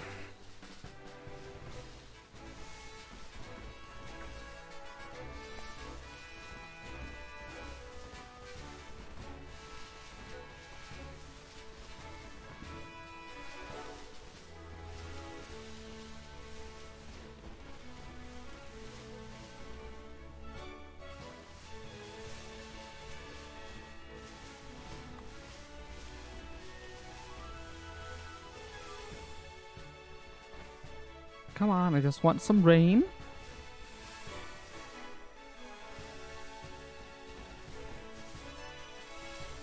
I think it's perfectly legitimate for you to join in on it.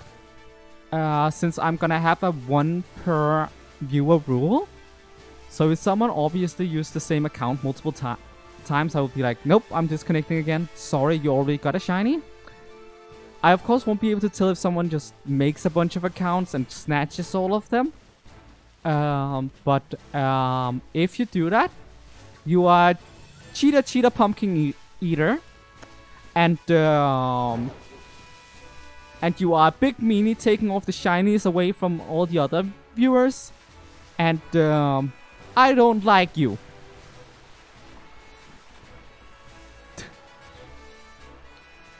So,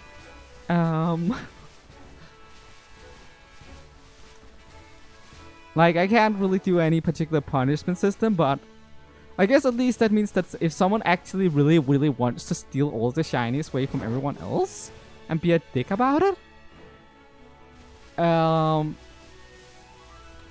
you would have to have like multiple accounts, but I guess some of them, because not all Pokemon are available in all games, so I'll have to transfer them around a bit, are probably gonna be delivered through Legends Arceus. So yeah.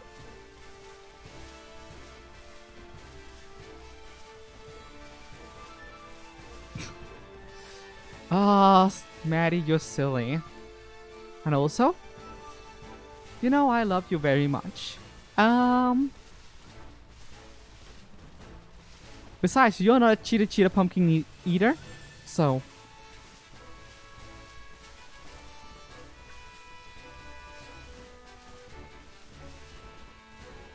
it is not raining yet, and it has definitely been more than 5 minutes.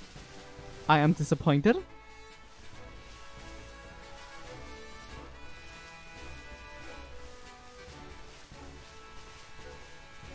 I want rain.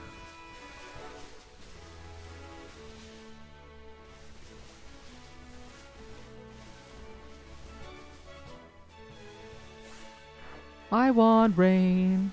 There's no rain, but I want rain. Rain would be nice. Rain about now.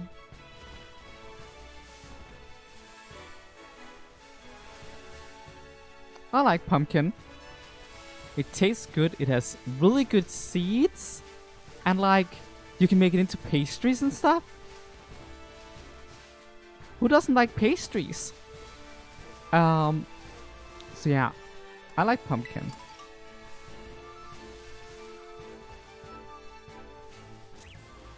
And the only reason I'm doing that is because I think it's like a funny way of calling a person cheetah. It's like, it's very juvenile, but also kind of cute. Cheetah pumpkin eater. And I'm throwing a reference to Epiphyta Race while I'm at it. I am so obsessed with that at the moment. And in all fairness, I am neurodivergent. It's just hyperfixation. It's fine. I'm not obsessed. Well, yes, I am, but I am medically justified in being obsessed about it, and I'm gonna be over it in like a couple months. Until Brendan Blabber releases another fantastic book, and I'll be reading that, and I'm gonna be hyped about that. I'm gonna be talking about that for like days on end, but you know.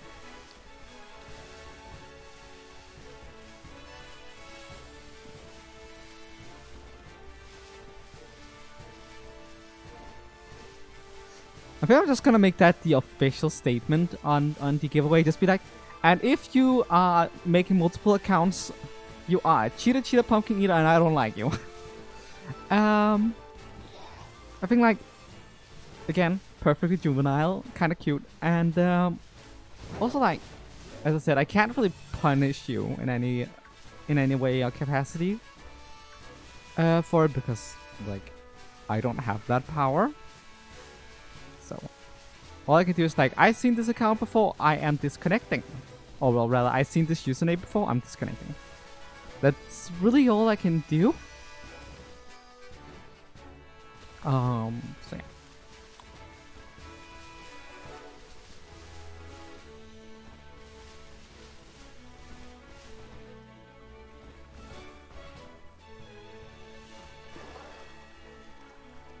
Okay, that Barboak just completely disappeared.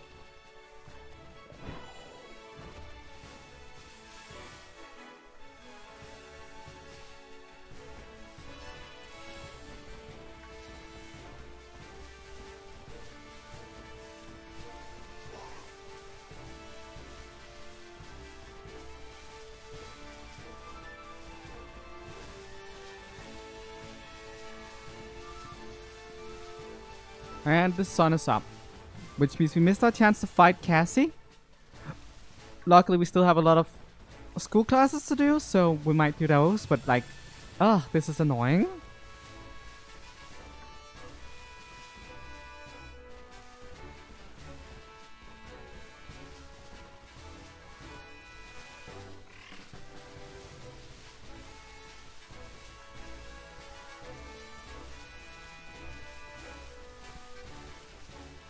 Come on, game, throw me some rain. Just make it rain. And the sun is being like super strong right now.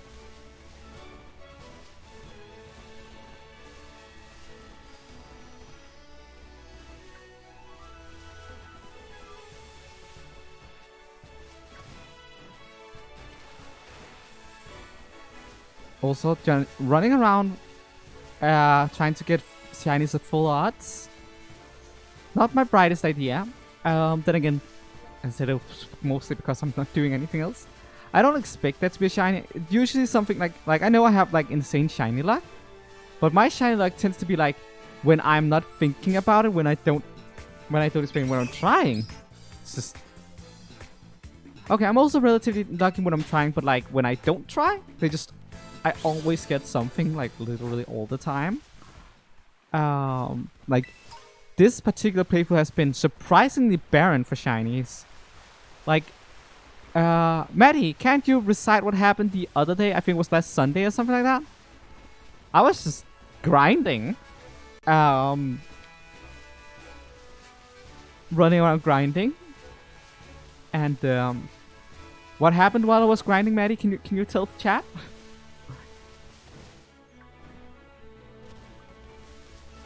It's one of those things where if I say it myself, it's gonna sound absolutely unbelievable. But if Maddie says it in chat, it's like it adds an air of legitimacy to it, so you can actually believe me. Also, Maddie, you are incorrect. You misremember the amount. It wasn't 2 shinies in 15 minutes. It was 3. Yep, no Samus. I was just grinding. Full odds even. I don't have the shiny charm yet. It's just full odds.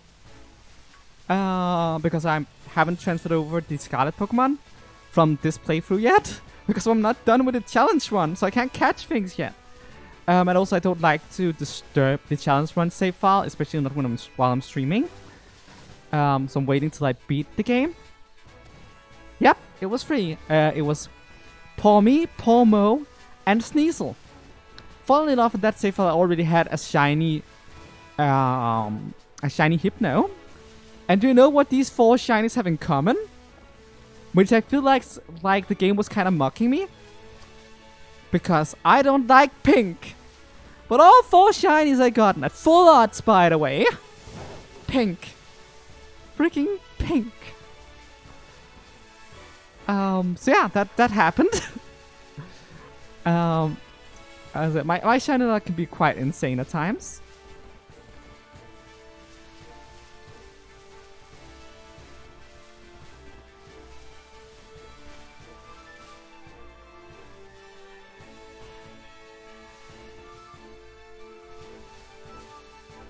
I think of all the shinies here, I think the coolest one would be Shiny Wooper. If we get one.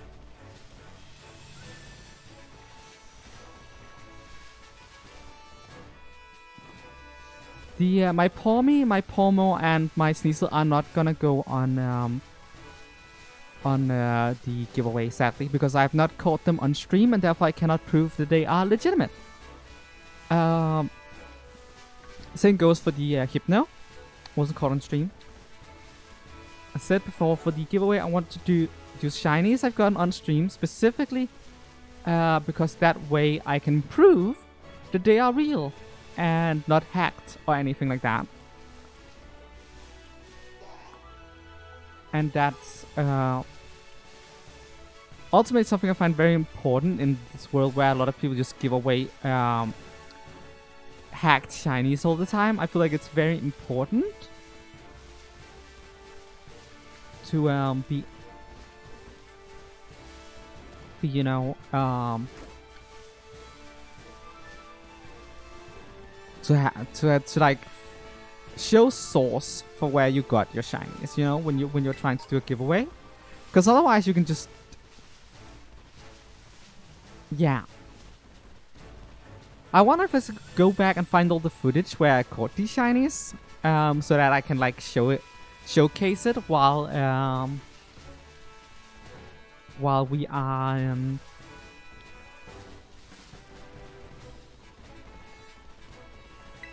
what's it called, streaming the giveaway thingy.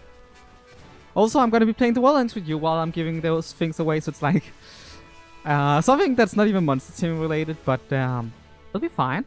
It's a fun game.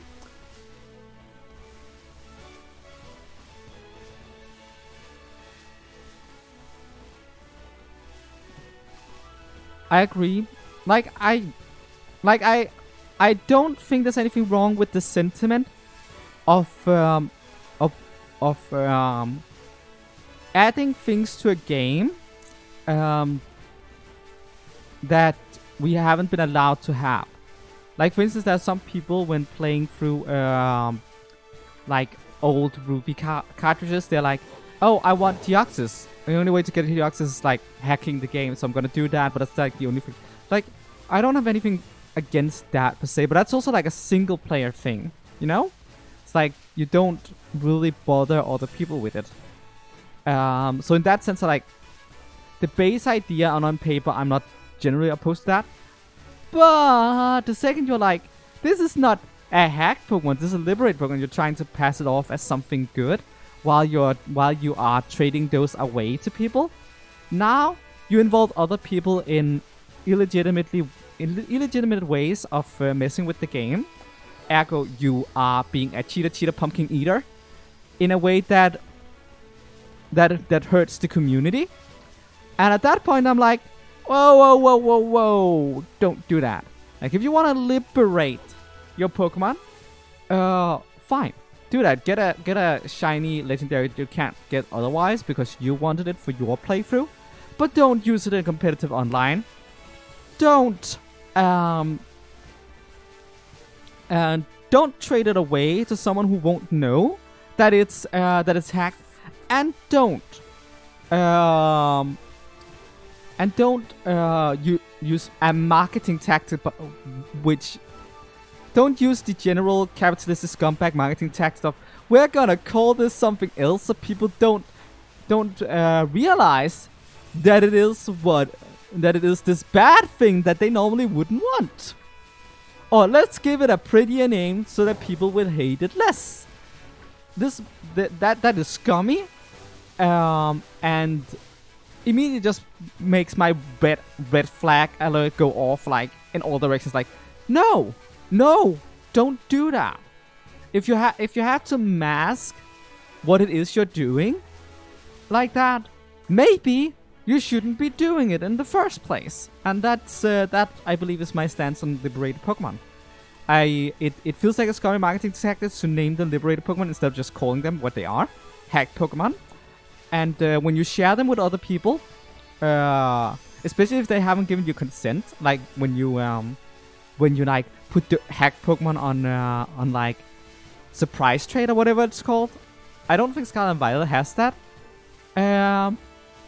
But like, they did that in Sword and Shield, you know? It's just not cool. Also, my rant has been going on for so long that I missed something in chat. I'm trying to eat a sandwich with a tiny bit of frozen Nutella in it. Why is it frozen? 4 Celsius here. Yeah, we got -Celsius. And snow? Well, Nutella is yummy. It's just kind of sucks it's frozen. But yeah, that's basically my rounded thoughts on liberated Pokemon. They are hacked Pokemon. And if everyone consents to having hacked Pokemons in their game or in their multiplayer experience, yeah, don't do it online where people can't consent to it, and don't trade them in surprise trades and stuff like that, because, you know, that's just not a nice thing. You're being a cheater pumpkin eater. So don't be a cheater pumpkin eater.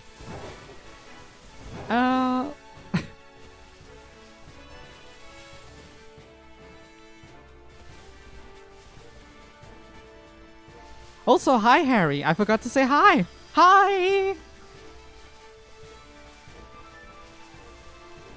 Oh, surprise trade is in this game. Oh, I was unaware of that. Okay, in that case, yeah, don't surprise trade hack Pokemon, and don't pretend that they're not. And don't pretend that it's not a bad thing that you're surprise trading hack Pokemon, because they are liberated.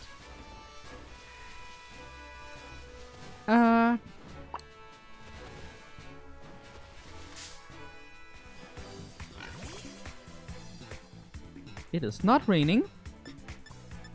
I just want some rain, guys. Also, that bird there was T-posing, wasn't it? It's not anymore, but it looked like it was T-posing. Come on, make it rain, game. Game, I want rain. I was so happy that it was dark out and it was raining and everything was lining up perfectly. I could go fight Cass. And yeah, it really does not want it to rain right now. I've noticed that it doesn't want to rain. Come on, I'm near the freaking coastline. It's like, that's where it usually rains. Come on, game. Game, I want some rain. Hello, Gumi.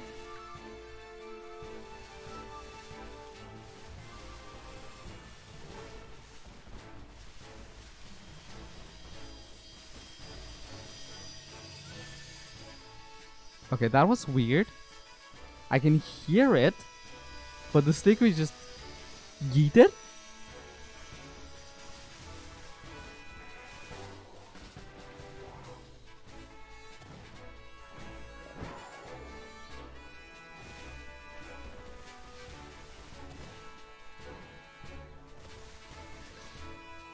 Oh, I'm sorry you feel uncomfortable. That's... Maybe you should have waited till the Nutella had melted a bit?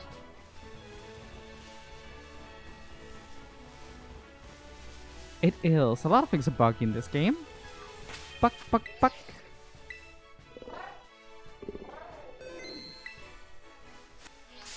Hey, Cypher.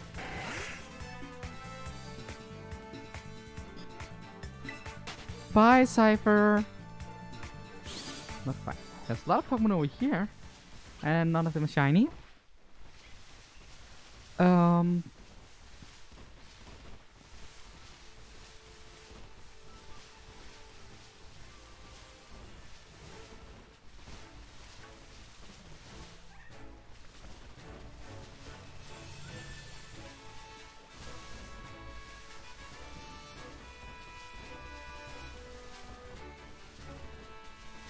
We've seen a lot of Pokemon by now, I think.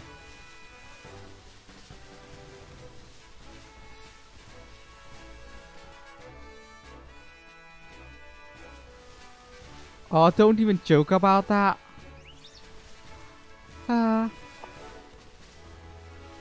6 hours of that noise just sounds absolutely horrendous.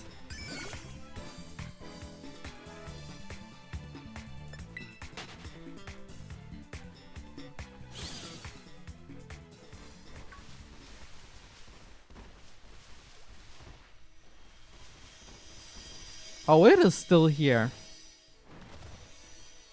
Oh, it is definitely still here. Oh, wow.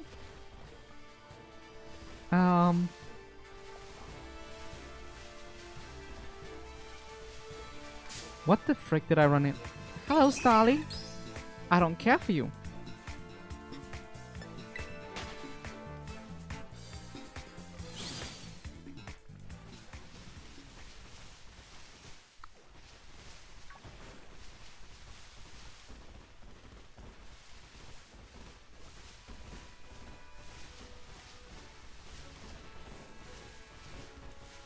The most frustrating part about this is the fact that I know that it always starts raining at the most inopportune times.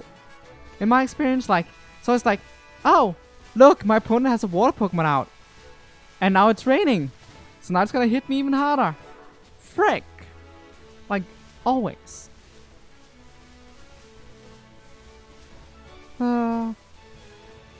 Rain.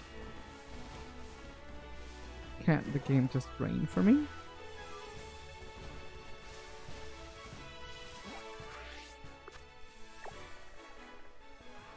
I know also over here I found the Gumi, but it's just... It should be able to rain here, right?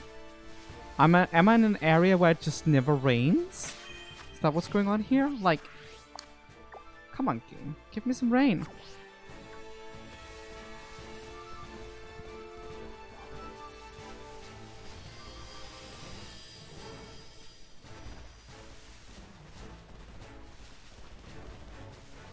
Now I kind of want a sandwich.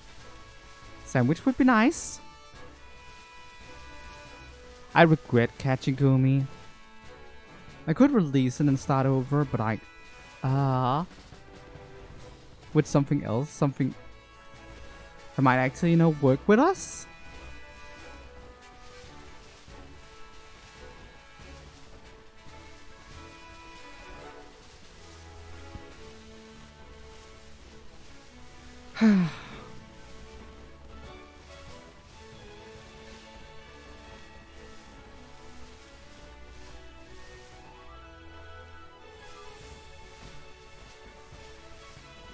Guess I should go back to where we found the original Gumi, I guess.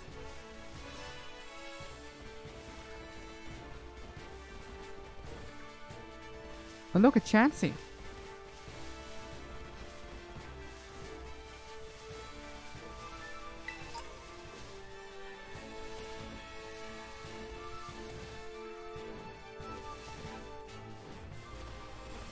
Mudbray, Tuxel.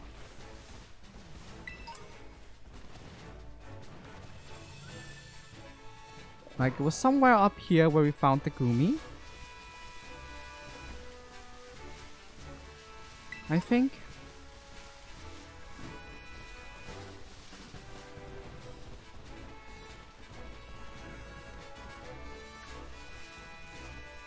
Yeah, I think it was around here, right?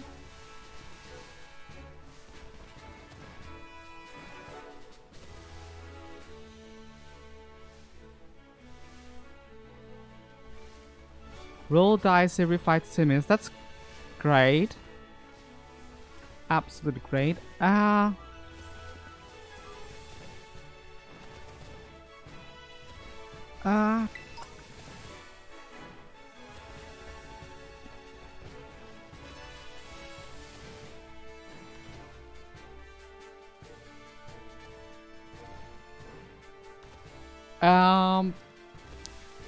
My Nutella does not freeze in the winter because I keep it indoors where it's living room temperature.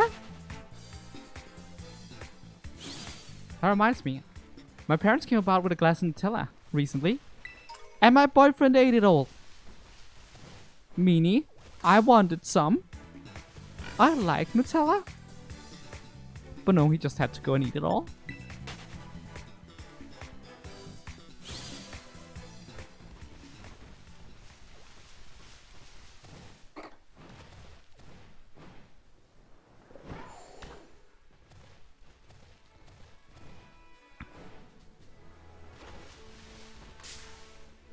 Hey, Toxel. I hate areas with a lot of things that are so small I can't freaking see them.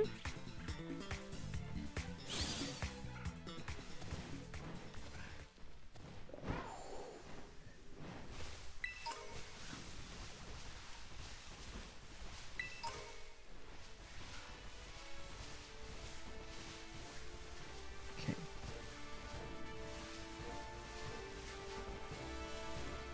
That's also Toxel. Let's meditate.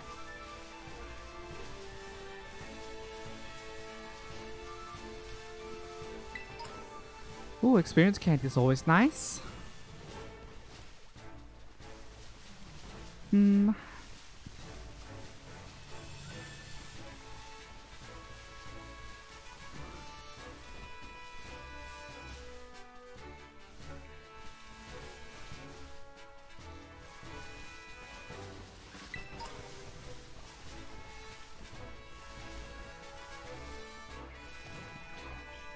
Ooh, gimme cool.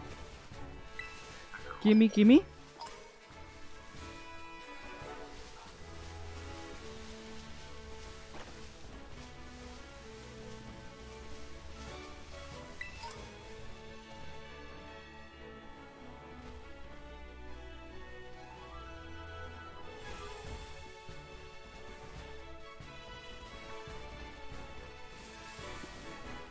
More Gumi. And Psyduck. And Wooper and Psyduck and Wooper and Psyduck and Wooper and Psyduck and Wooper.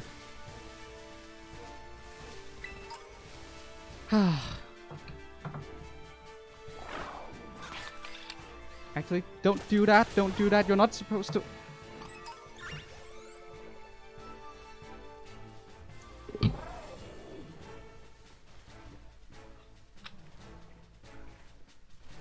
Okay, so what happened was I put down the controller. This is like the 4th time I accidentally cheated today. I put down the controller and it registered that as throwing my Pokemon out for a battle. Can you absolutely not do that ever again? When did I last save?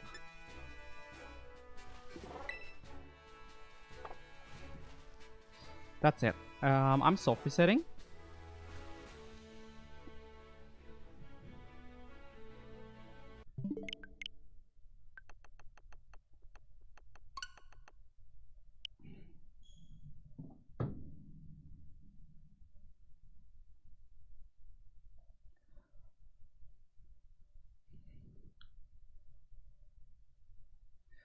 That one I was not okay with. That one was absolutely not okay. I just want something to drink, god dang it. I'm warm.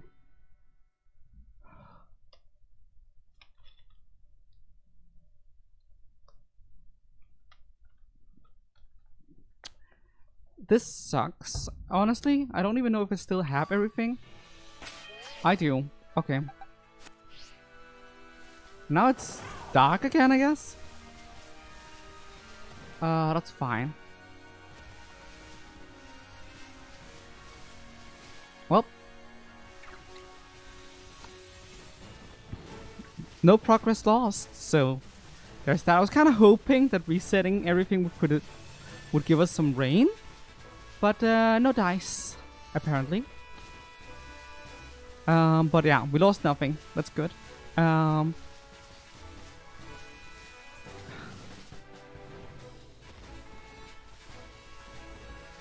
Don't you hate it when you put down a controller and just register a button click, and it's just like that did not have to happen kind of situation?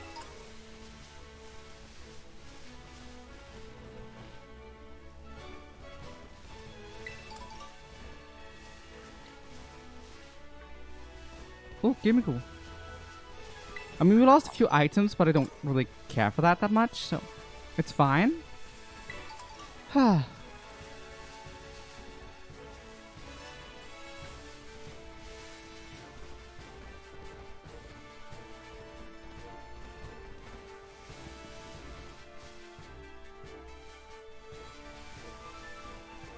we back to the whole I want some rain?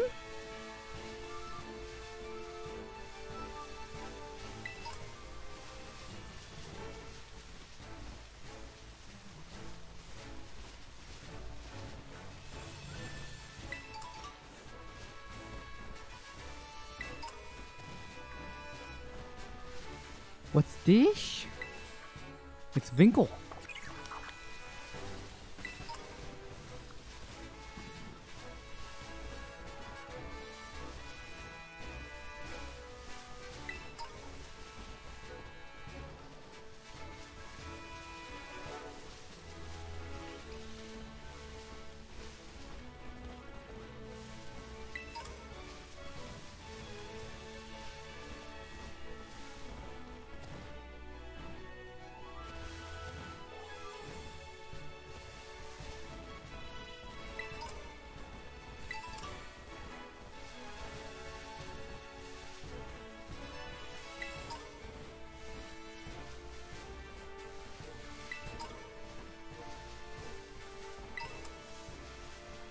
Still not raining.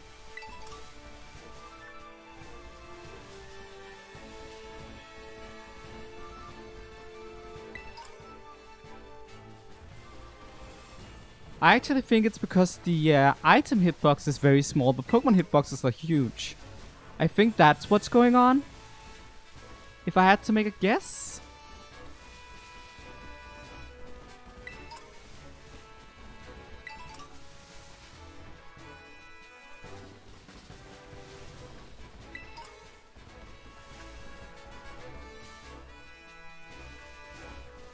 It is entirely possible that we passed through like 17 shinies and they were all like something that looks exactly like the non-shiny but in a different, slight different hue.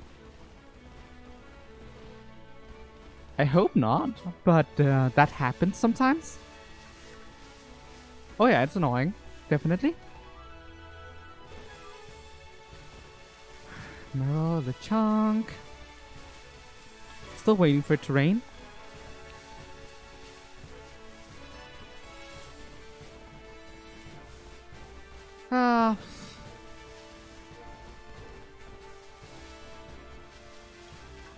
I beat the league, and I beat Clavel, and now I'm just doing nothing because rain being a bitch. Huh. You would? Huh. I will have to remember that you spawn here because Houndoom could be useful against Arven. And yes, I am talking. Yeah.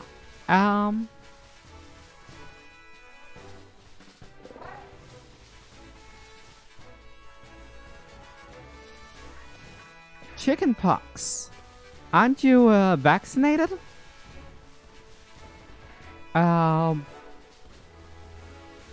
Like, that's not good, is it? Isn't that one of the dangerous diseases? I don't remember it. I might be wrong about that, but like, vaccination is important.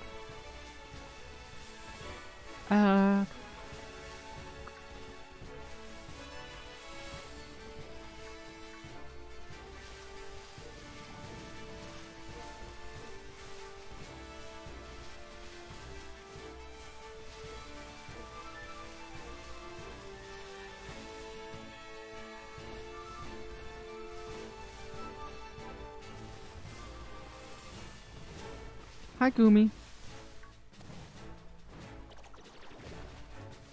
Barboach and Buzz.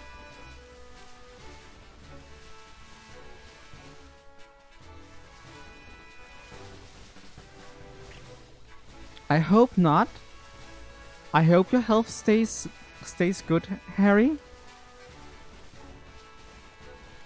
The Mpox. Huh. I was unaware of that.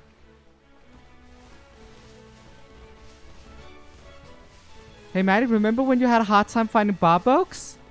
Yeah, they're freaking everywhere right now. I'm seeing more Barboak than I'm seeing rain.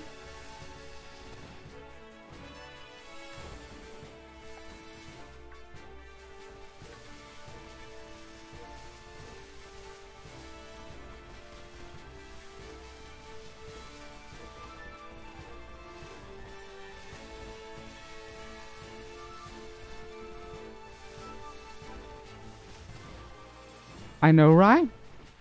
Very typical your luck.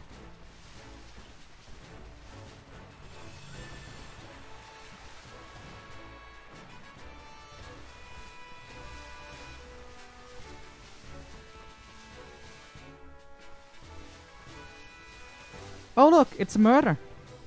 Who doesn't like a murder? A murder of Murkrow?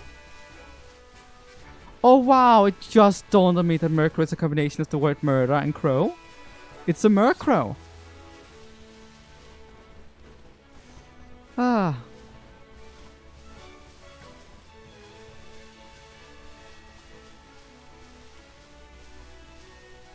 Murkrow's always been a cool Pokemon.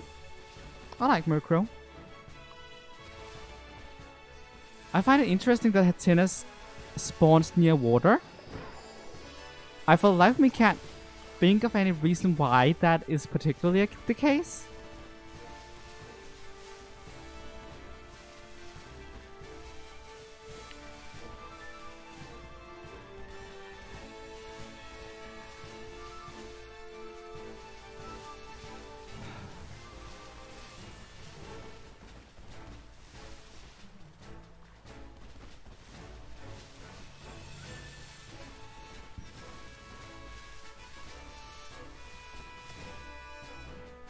I'm starting to be a smidge frustrated with the weather right now.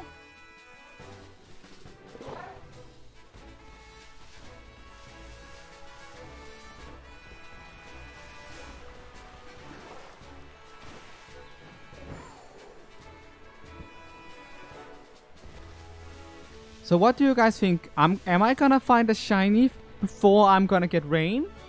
Or is it gonna rain before I find a shiny? All bets are on.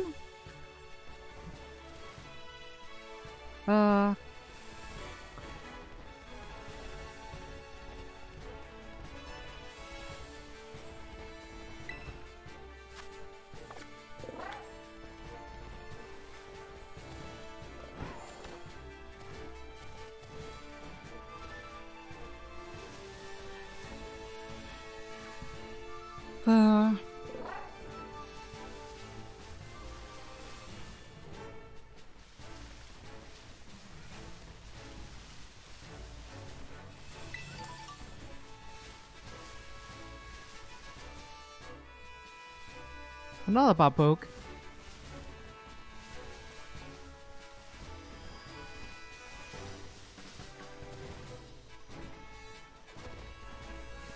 That's Murkrow.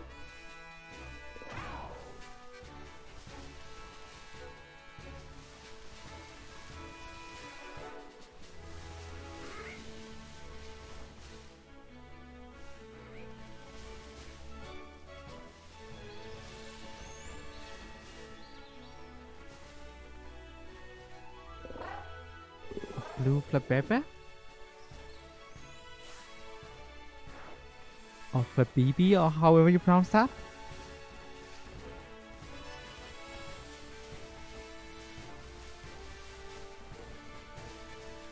I actually started a Japanese playthrough of Pokemon Scarlet a couple days ago. And like, I was so disappointed that the academy is actually called Orange Academy. Like, I think it's cool that they're using Spanish names in the localized version. Even more disappointed that my starter's name was Nyauha. But again, like, I still think it was cool that, like, you know, the game takes place in like a Spanish-inspired region. Come on, give us some Espanol. Come on. Like, but yeah, everything is just Japanese. I know, what a travesty. I opened a game in Japanese, and it had the audacity to be in Japanese. But joke aside, like, it's like cool flavor and stuff. So I really think that it should have stuck to that. Like, I feel like the localizers did a good job in this case. Adding a little bit of Espanol to the games, and I am disappointed the Japanese developers wasn't like thinking the same thing essentially. I mean, I can't pronounce anything Espanol.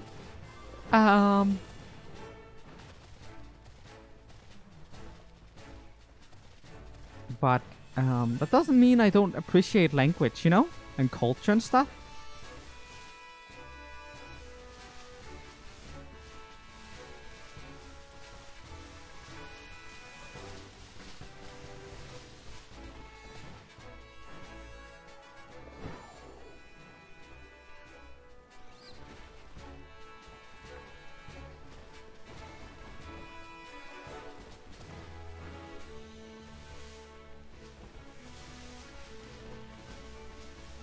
Had I known this would be a problem, I would have grabbed the Houndoom instead. Now we are stuck without rain.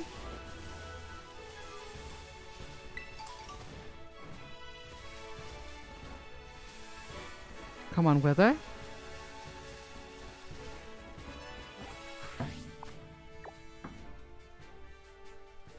Probably gonna open up the map every time I put down the controller going forward, so that thing doesn't happen again.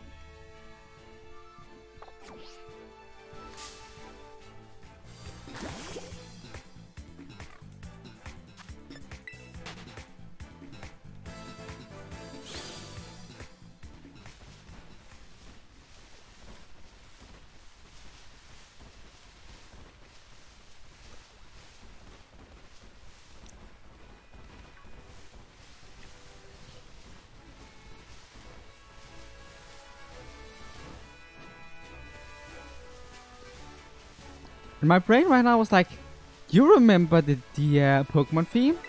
You remember it well. But you only want to remember it in Danish. And my brain is... Why is my brain doing this to me right now?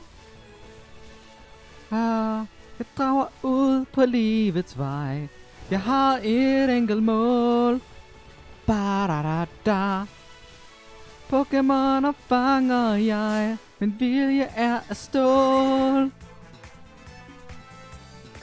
It's been like forever since I heard it in Danish. Like, I really do prefer the English one. But yeah. I grew up on the Danish one.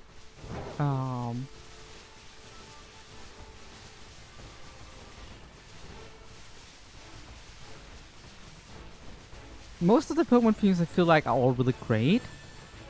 Like, I like the home theme too. Take a step and I'm on my way. Gotta start all over again. I want to be a hero. Just give me a chance.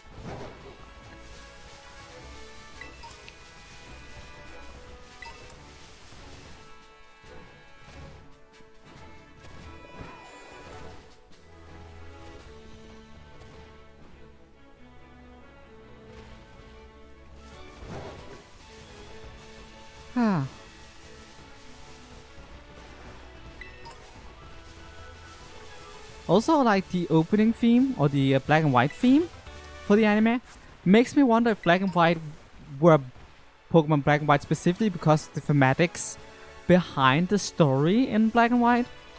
Like, you know, it's not always black and white. You can't always know what's right. It's not about win or lose, it's the path you choose. The answer's within. Like it says it right there. It's not always black and white, it's not always right or wrong.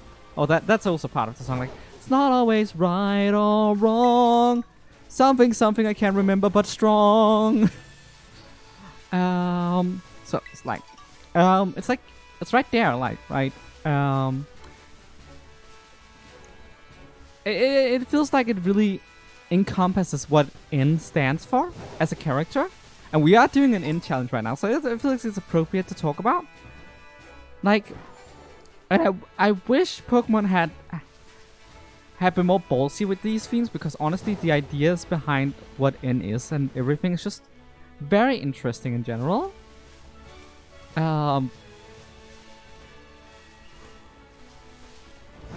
But like the fact that the answer to that story was manipulative asshole adopted dad has warped the perception of N.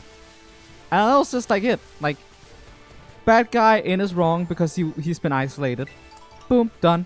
And I just feel like that's not the great way to answer the question. Is it wrong to capture Pokemon? Is it wrong to keep them in small balls?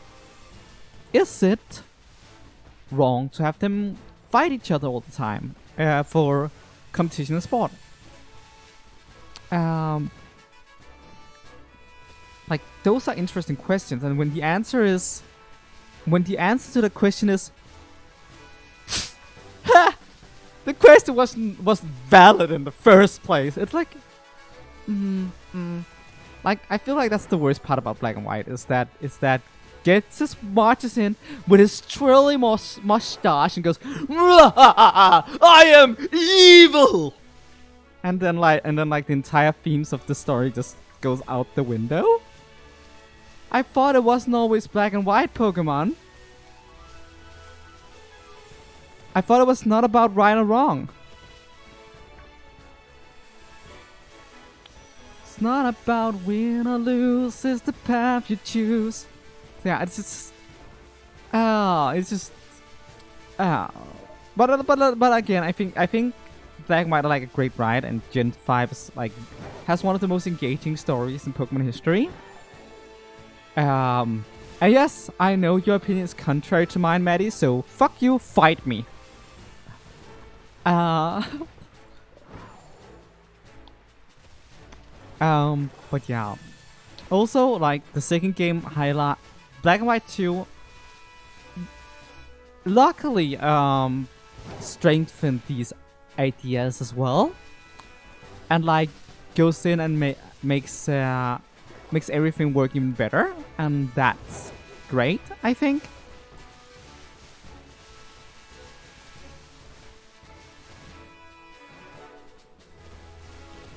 Oh, please summon the almighty rain. At this point, it's just gonna be the entire stream, just gonna be me running around, wanting it to freaking rain. I need a team of 6. Come on, game. Just rain me. Scoomy.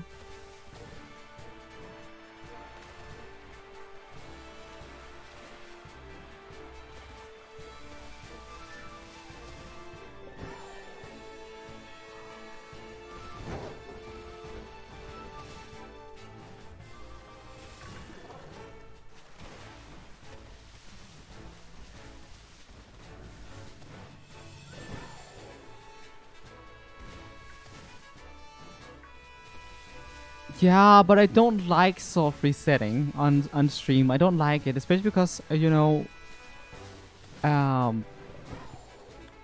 like showing off my my Switch menu, my home menu on stream. So it's like, then I had to do the break screen up every 5 minutes or so, and it's just bleh. I don't want to. Give me some rain.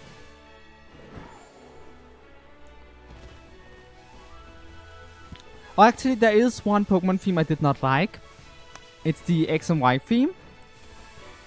Whose brilliant idea was it to, like, remix the original theme and then make it worse? Like, the original theme worked fine. You didn't have to remix it. I guess you did have to remix it to make it appropriate for the modern audience and stuff like that. But it's one of those things was like, did you really have to make it worse? I don't remember how it sounds like anymore, but I remember it just being like, you remixed it and you made it worse. I'm a pro remix kind of gal. I like remixes. I'm absolutely pro, musical expression, but man, that theme sucked.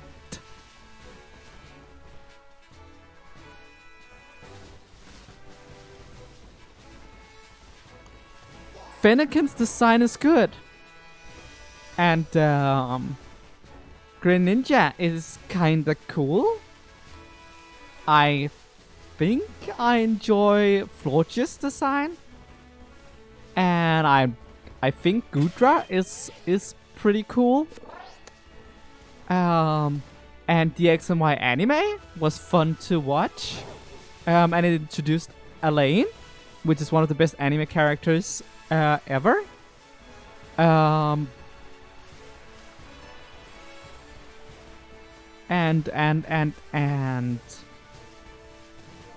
Lysandra doesn't know what the fuck he's doing. He's a freaking absolute half-wit of a dim-witted numbskull who runs whose entire motivation is, I like fashion and you're all not fashionable enough, so I'm gonna nuke this place. And then this entire team is full of disorganization and just absolute like. And then there's the uniforms. Like, how can the Santa claim that he's like all about fashion, then have like the ugliest freaking uniform for his grunts, and all of the freaking admins are unbelievably forgettable. And I was one of like the things that's like the worst thing you can do in media is be forgettable. Like, that's like a waste of time. If you can't remember what you did the last half hour, then it was a waste of time. Like, at least when it's bad, it's like you can be like I frustrated about that, or be like, ha, that was hilariously bad. But no, the Sander's entire team is insanely forgettable. Like the only admin that you can that most people kind of remembers is that evil professor guy, and that's because of what he does to Emma in the post game. And Emma being like one of the only good characters in that entire game. Yeah, you heard me say it. Because honestly, the entirety of the gym leader lineup is equally as forgettable as Team Flare. Like, Ramos, he's an old man who does gardening. Cool. What is his personality? I don't remember. I don't remember any of his dialogue because it wasn't funny, it wasn't clever, it wasn't good. Like, at least Olympia's gym was kind of fancy looking, but like, and then the audacity with the rivals. Like, they had 6 rivals or something like that. Like, Serena, Callum, Shauna, Trevor, Tino, and it's like, yeah, cool, you have a bunch of rivals, and there's like potential in each of them. Like, I like Tino's like little, I like dancing, and I like how Trevor's like, I want to challenge you to my own kind of Pokemon battle, but it's gonna be like about the Pokedex and collecting Pokemon rather than fighting, because that's what I like to do. Like, that's interesting. That's a good idea. But they had so many rivals and just not enough screen time for any of them. Like, they are all wasted potential, and due to this lack of screen time, they all become really one note in their personality. Like, yeah, Tierno likes dancing. That's why he's gonna show off his moves, his Pokemon moves. Pun! Ha ha ha! Best character ever! And like Trevor's entire personality is that he likes the Pokedex. Again, cool idea. Rival that competes with you on the front of a different main mechanic of Pokemon that isn't fighting. Interesting. Do something with it. Don't just... But yeah, they did not have time to develop any of these, so they're all just wasted potential. And like, AC, the best mystery in the game, the thing that keeps you going, like, ooh, what's this about? And like, then there's nothing to it. It's a big nothing burger. Like, okay, he's from the war, and he's survived the explosion. Good on him. Can you tell us more about this ancient war? No, we still don't know nothing about it, except AC was there. I don't remember if he was the one who fired off the wave. He might have been. But it's like, still not a lot to work with. See, my point is that AC exists. That was like the best part of the game is AC. So yeah.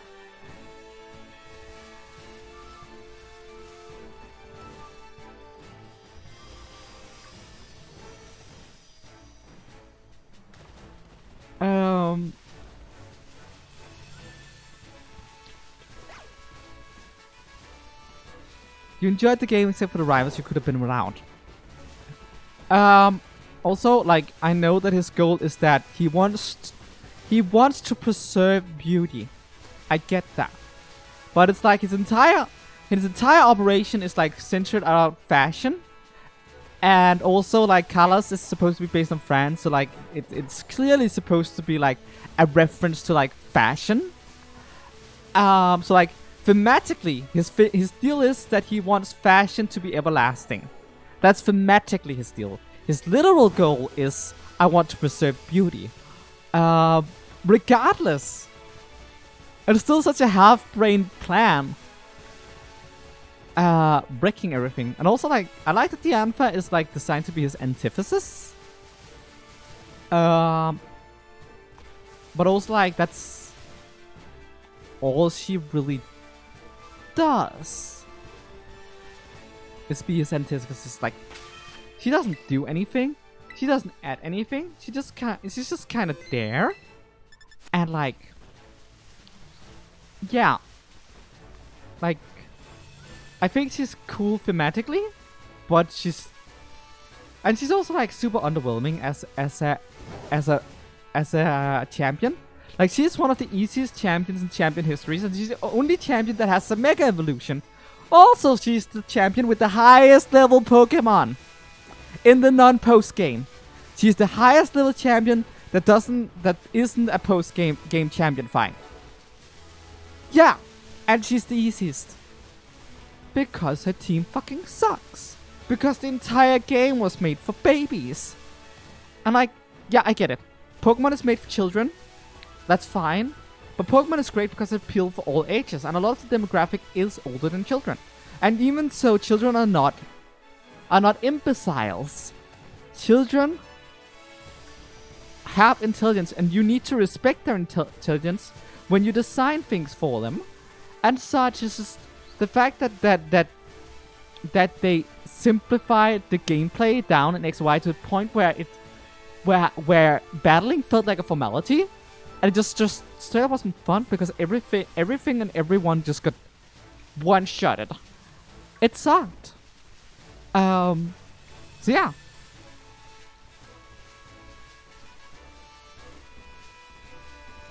Yeah, I refuse to believe that Carlos is going to be DLC for these games.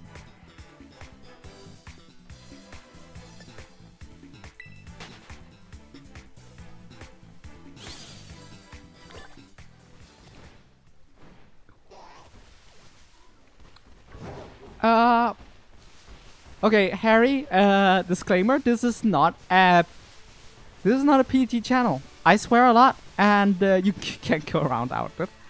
And also, like, I started with the positives. I like things about X and Y. I started with the positives. But yeah,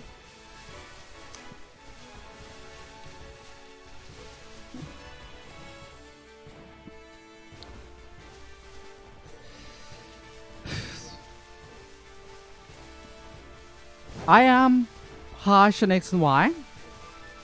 I am very, very harsh on X and Y.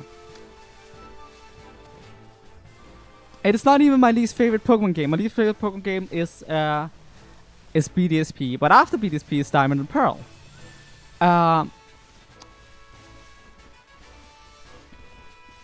But I just X and Y grinds me gears like because it's just extreme waste of potential, all of it. Extreme waste of potential. Other good stuff about XY. Malva was an interesting idea. Again, another waste of potential, but at least she exists. Like, she appears throughout the game as the news reporter, and she's an elite 4 member and member of Team Flare. Interesting idea. Too bad they didn't do anything with it. Again.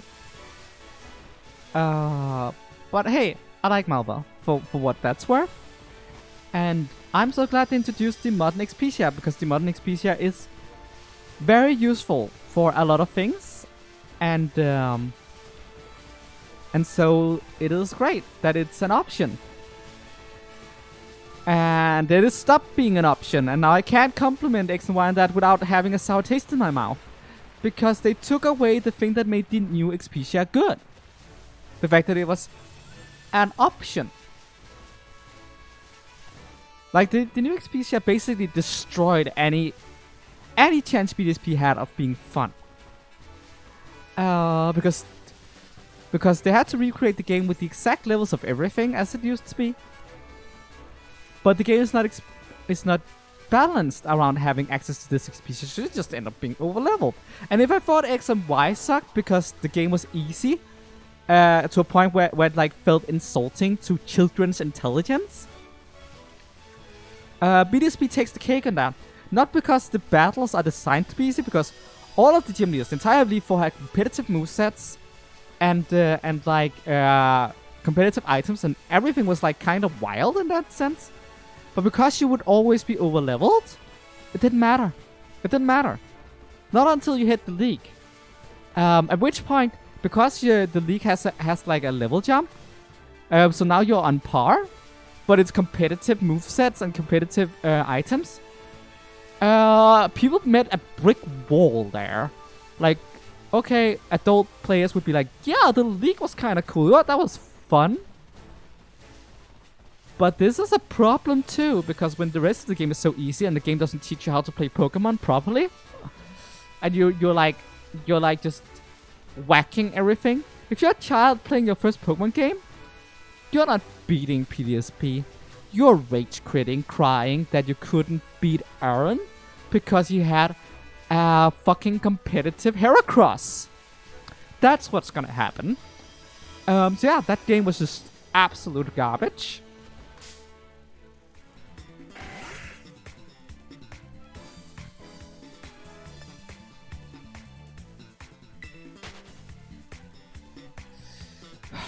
I already used a bunch of candy on it. That's the problem. Because if I hadn't done that, I would have been much easier about switching. But the fact that I already used candy on it means that not using it risks me having to start candy grinding again. At which case, I might as well wait for the rain. So that's kind of shite. But yeah.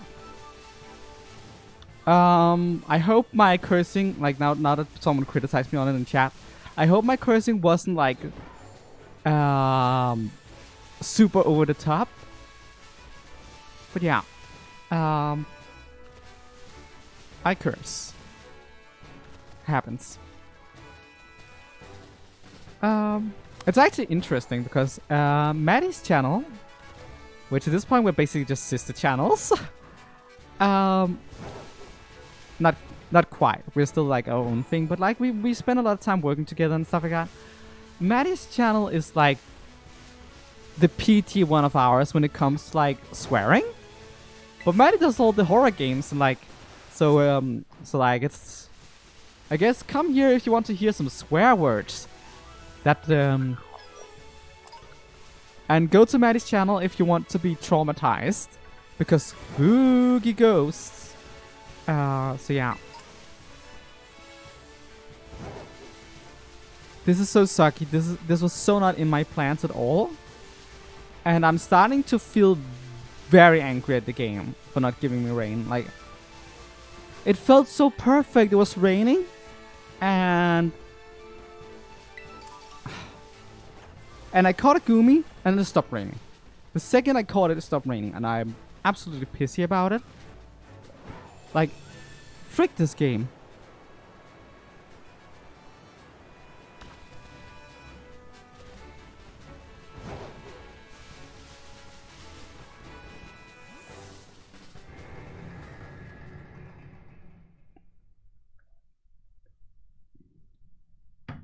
Oh, you can relate? Cool.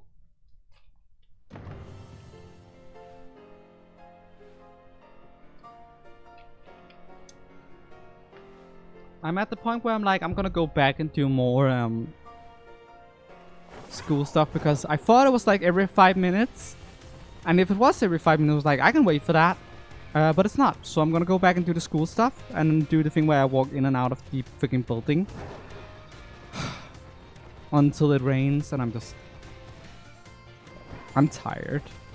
And I'm a little bit pissed and a little bit stressed because we only have like so long until I have to go on break for Christmas, and like I'm wasting hours here. We're close to the ending, yes, but like, just why can't it fucking rain?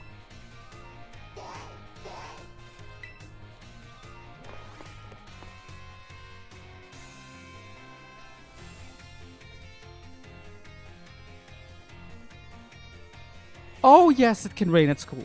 It can definitely rain at school. Because I've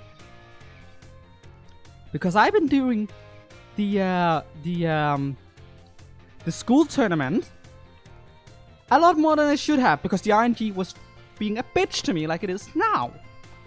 And yeah, it rains. Every time someone has a water type Pokemon or something that gets or whenever I'm trying to use a fire attack or anything like that, it just rains. But when I need rain, it's nowhere to be found. Hello everyone, I hope we can have fun once again today for our last class together. Last time we learned about probability, using move accuracy as an example. Probability is quite an interesting subject. Did you know that in class with 40 students there is a 90% chance that 2 of them will have the same birthday? This is true even despite the fact that there are over 300 days each year. Isn't that remarkable? But let's move on to today's topic before we get swept along with probability again. I've been teaching you all how to calculate damage in class, using examples like type matchups, critical hits, stat boost, and the like. All of these variables are multiplied together to calculate damage dealt to an opponent. However, did you know that there is an even simpler way to increase the damage of your Pokemon's moves? All you have to do is have your Pokemon use a move it shares type with. If a Rock-type Pokemon uses Rock-type move, Stone Edge, the move's base power of 100 is multiplied by 1.5 to become 150. Ground and Rock may seem like similar types, but if a Ground-type Pokemon uses Stone Edge, the move power will remain 100. Super effective moves and critical hits also add multipliers on to this little numerical increase, so it most certainly must not be taken lightly. Let me ask you a question to see if you understand what I'm talking about here. Say you have to move with a power of 100. If a Pokemon that shares a type with this move uses it and hits an opponent that is weak to that move, what happens to that move? Its power becomes 300. You did that calculation all in your head. Well done, Vox.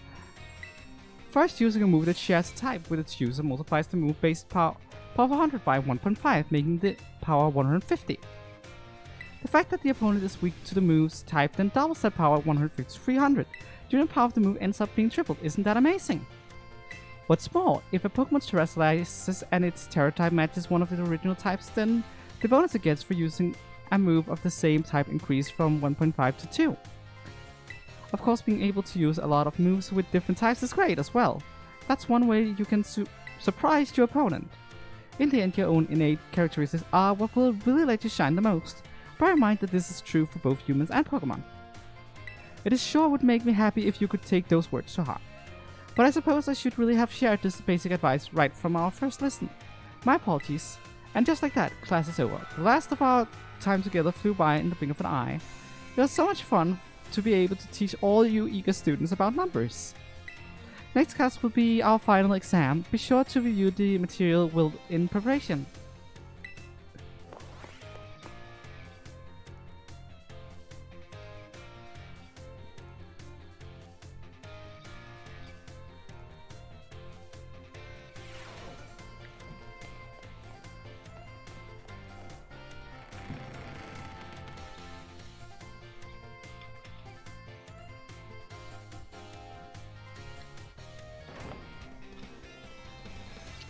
It is not raining. I just want to evolve my freaking Goodra. Or my Sliggoo.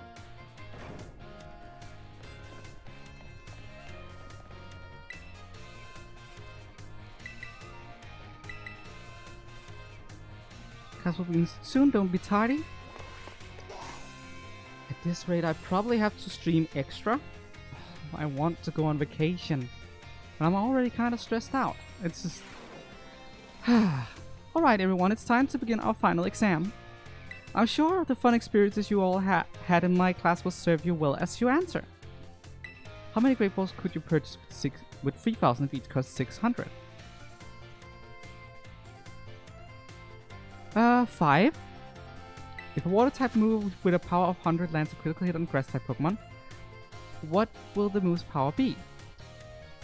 100. That means if it crits 200, but half, so it will be 100. Under normal conditions, what % chance does Stone Edge have to land a critical hit? 12%. If a Pokemon uses Sword Stance twice to boost the attack force, then how much damage will the physical moves then do? Quadruple damage? I think. If a rock type Pokemon whose Terra type is rock terrestrialized, what will power of its rock type moves be multiplied by? 2, because it also has same time attack bonus. Alright everyone, time is up. Put your hands on your laps now. This test was the culmination of all I taught you, and I'm sure you all did just fine. Do go and ask for your scores at the front desk and then take a nice break. About what I said before, I do want to wrap this up before Christmas. So it is a little bit annoying that rain is doing this to me right now, especially because I caught the Goomy while it was raining. I'm a little bit pissy about that. I'm sorry if you can feel that in my stream, I'm sorry. But yeah.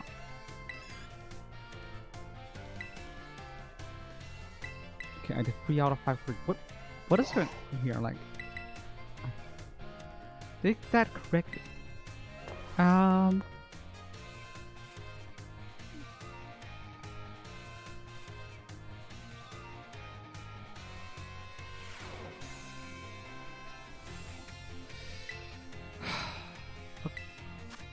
Great, I misclicked because I was skipping through dialogue. Wonderful. So now I need to get all of these correct.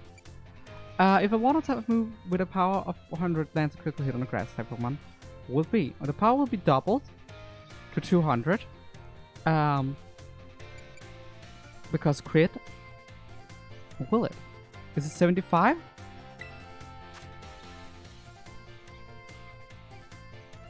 Are you that cold, Harry?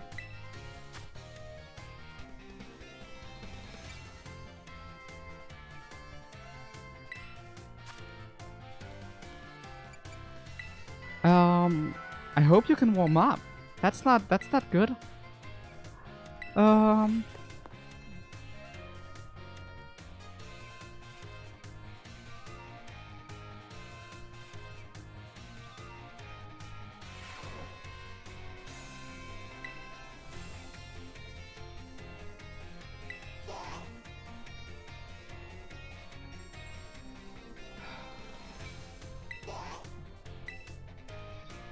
Okay, I actually did get it right.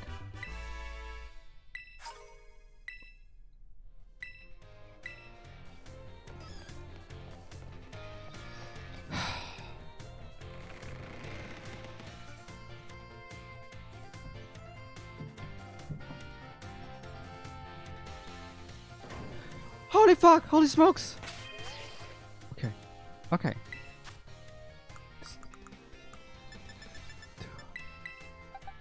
Oh my fucking god, it's over. It's over. Oh, it did not evolve from that? I don't know what level it needs to be. Frick, also, I'm panicking.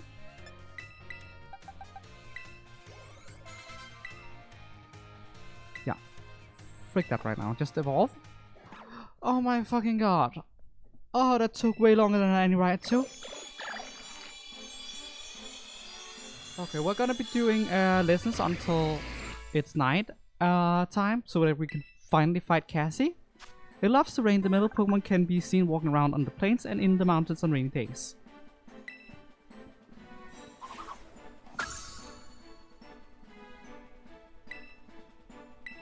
Okay.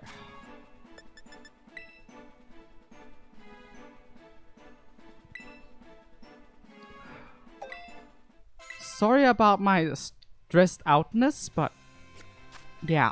That I feel so much better now. I'm also sorry about basically shitting all over Pokemon X and Y. They're fine games. Like, the Pokemon games, they're good. They're not... Like, they're not my favorite Pokemon games, but they're not as bad as I made them out to be. I basically was attempting to be like, how do I put it? I was attempting to be like funny by contrast. I wasn't lying. Like, a lot of the things I said is actually my opinion. Like, I think Lysander doesn't know what he's doing. I think Team Flare is trash. I think the gym leaders are forgettable. I don't like rivals, but like, it was one of those things. Was like, I was sitting there like trying really hard to think of positives there for a while. I was like, I don't know, and I was like, oh, I could hit you with a full 180 contrast thing here by just listing off everything I hate about the game in an angry rapid fire way. And I was like, that could be funny. And like, it's like, basically what I'm trying to say is that normally I wouldn't be that harsh about a game, because I also know that any game is someone's favorite, and I don't like shitting over people's favorite games like that. So it's like an attempt at being comedic and in a weird way, and like but yeah, sorry. I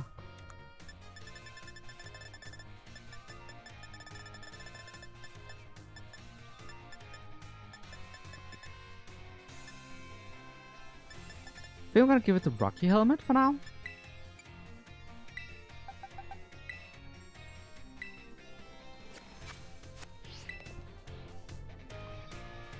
Let's take history.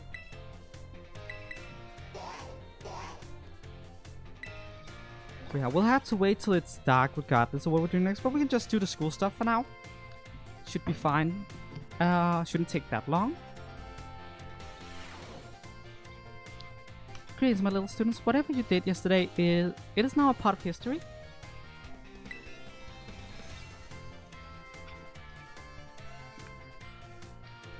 I think I was attempting to make comedy based off of, like, I'm over-explaining this, I'm over-explaining it. Should probably just finish my sentence anyway. So I think I was trying to make comedy out of, like, the narrative whiplash from going from, like, I don't know what's good about this to everything sucks. But, sorry, I don't think it read that way, and I also think I overdid it by way too much. So again, sorry. Especially to anyone who actually likes X and Y.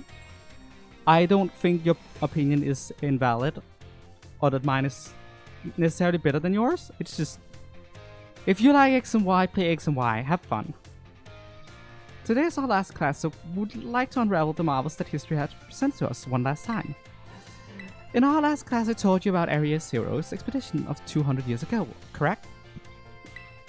That was 200 years is not that long ago, not that long ago at all.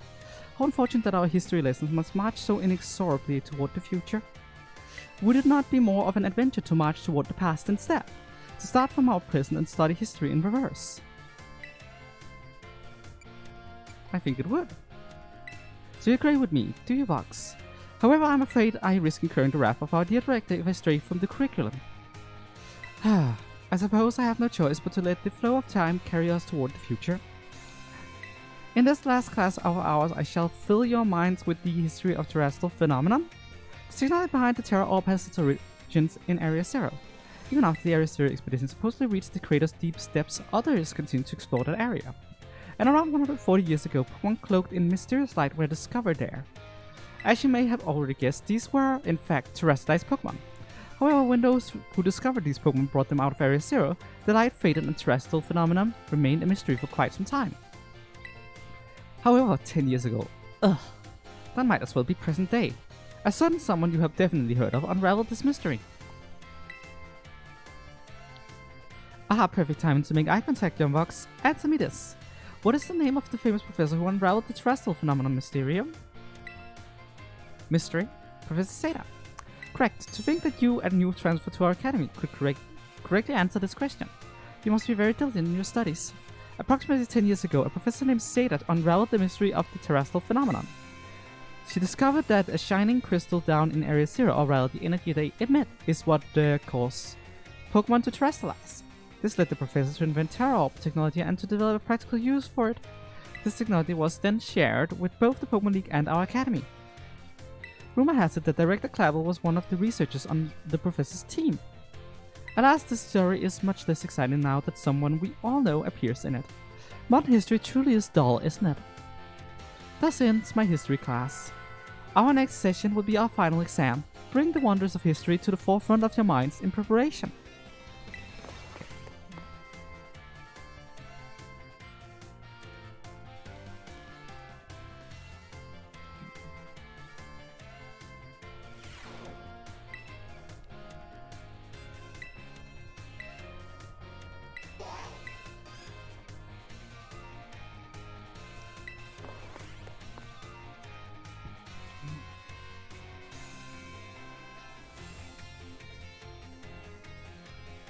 Greetings, my little students. It is time for our final examination. Some of your historical knowledge from the dark recesses of your minds and answer the questions. What is it called within the Great of Paldea? It's Area 0. How many years ago was this academy founded? 805? Which of these did not appear in the Paldean fairy tale? A folding fan? Which Area 0 expedition member wrote the record? Heath. How many years ago did Professor Seda invent the terrestrial Terra Orbs? Your time is up. Put your writing utensil down. You must excuse the last question.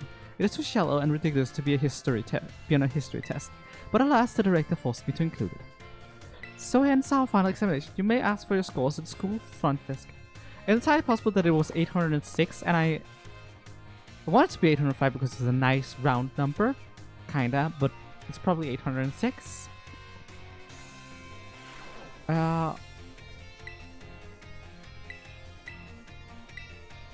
out of 5. Awesome. It is 805. Cool. Is it dark out now? No, it is not. Languages. Class will begin soon. Don't be tardy.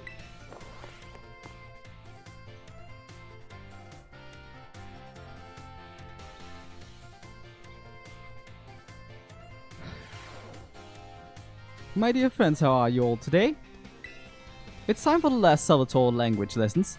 E12. Are you ready? Oui. What a response, fantastique. Great answer. And that is perfect for our last class together. I love it. And adored we. Today we will once again have a listening lesson. Vasigo for it, my assistant Pikachu. Pikachu! Let's get right to it, my little Pikachu friend. For our last listening class, tell everyone how you're feeling right now. Silly play? Char! Ooh, can you feel that? That one contagious emotion in Pikachu's voice. What emotion do you suppose Pikachu was trying to convey just now? Well done, Vox. I'm so happy that you got it right. Get it? When Pikachu says, Char! It's expressing happiness. Doesn't it make you just want to break out into a happy little dance? But I didn't have to ask Pikachu to put on an act today. Oh no, I simply asked it to show you all how it felt about getting to have a class with you. Getting to meet so many new people and study together in this class with you. It's made both me and my little Pikachu so very happy. And now, apropos of nothing, let me give you all one last wise word of advice. As you live your lives, I'm sure you will all have times when you get mad or sad, maybe even more than you would like. Everything has ups and downs. Life is a veritable roller coaster. But à la fin, in the end, there is surely happiness waiting for you. So, goddess dire, keep a smile on your face even in the hardest of times. Char! When you're faced with a problem that you can't handle alone, find someone to rely on. Be it a teacher, your family, your friends, anyone. Our Procane course next lesson will be our final exam. Be sure to review what we learned in all our lessons so far. Adios, matane! I really like Salvatore. I think he's a very enthusiastic teacher. If he was a little bit better at teaching, he would make for a great teacher. Too bad he isn't good at teaching, so there's that. Like, I did an entire rant about that a couple of streams ago, so like, I'm not gonna repeat it here, but yeah.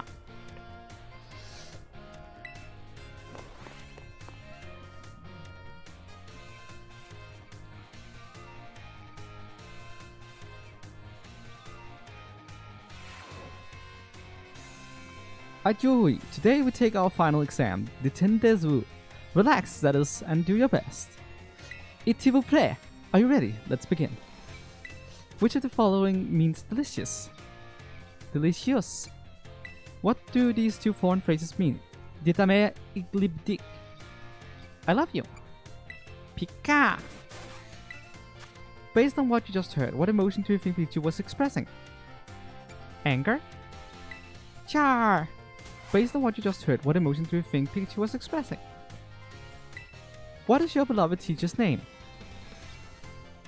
Salvatore? ScVi. Time is up. Possess was status. Put down your pen status.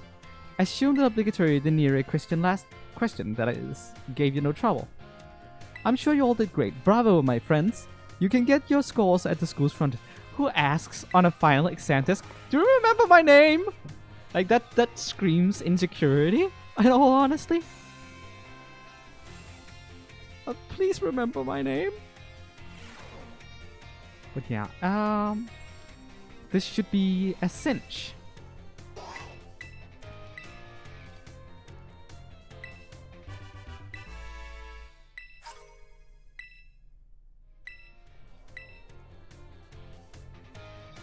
Still not dark out.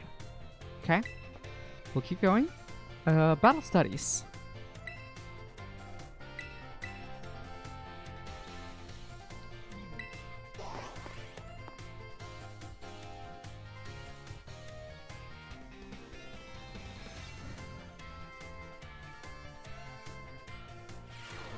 Us, this is our last class, but don't let those energy levels drop before we wrap things up.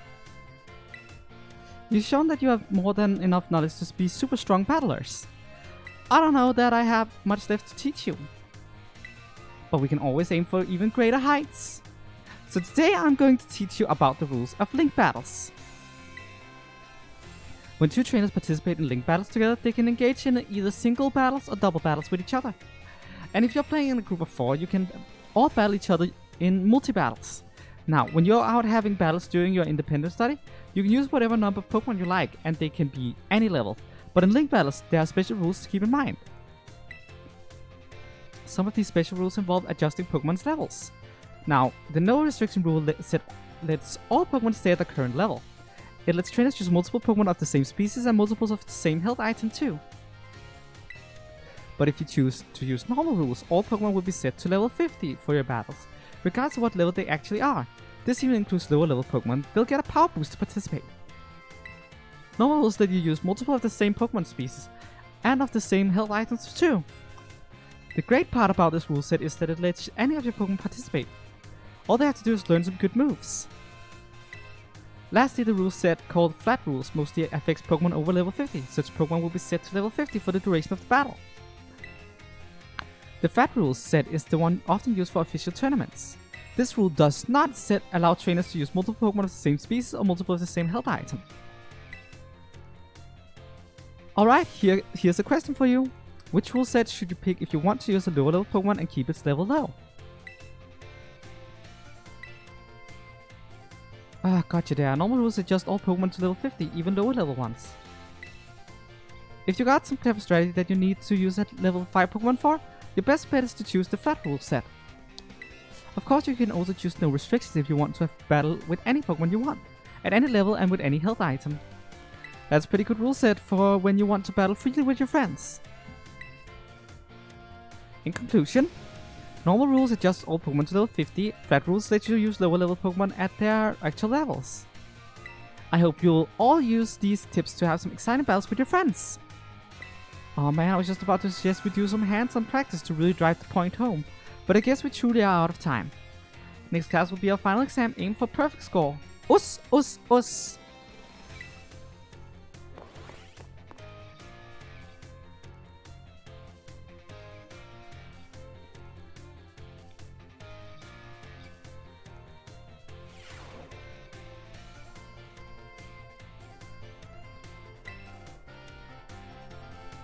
Let's take the final battle studies exam.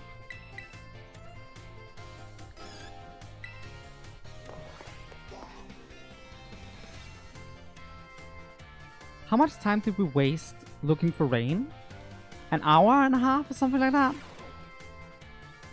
It's finally game day. Today is our final exam. Time to put on your game faces and do battle with those test sheets. With cheer boost attack and special attack for all allies during terror raid battle. It is go all out. What do we call the battle that Pokemon send out with the R buttons? Auto battles? How should you obtain life points? Play Yu-Gi-Oh! Exchange materials. High level Pokemon adjusted to what level when using flat rules and Link Battle? Level 50.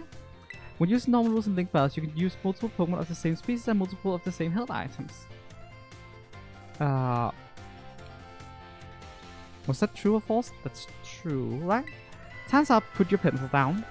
I saw you giving it everything you got. I'm sure you all got perfect scores. You all did so well in my class. If you pass this test, you'll officially be Battle Masters. Now go ask your surely stellar scores at the front desk, you little rascals.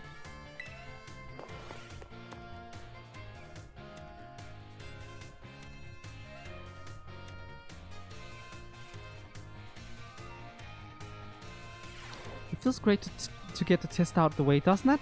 Let's take probably 4 or 5. I wasn't confident about the last one. 5 out of 5, awesome.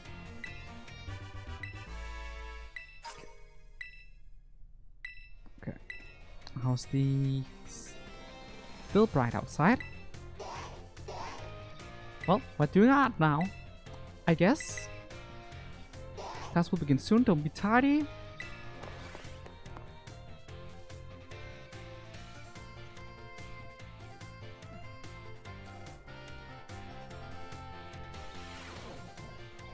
Hello class, it is I, Hazel yet again. My, how time flies, as they say. Indeed, our time together has certainly flown by. It's hard to believe that this is our last class. Now, our topic for today may feel somewhat unrelated to art. But there is absolutely no set definition as to what art should be. Therefore, let us carry on with the discussion and see where it takes us.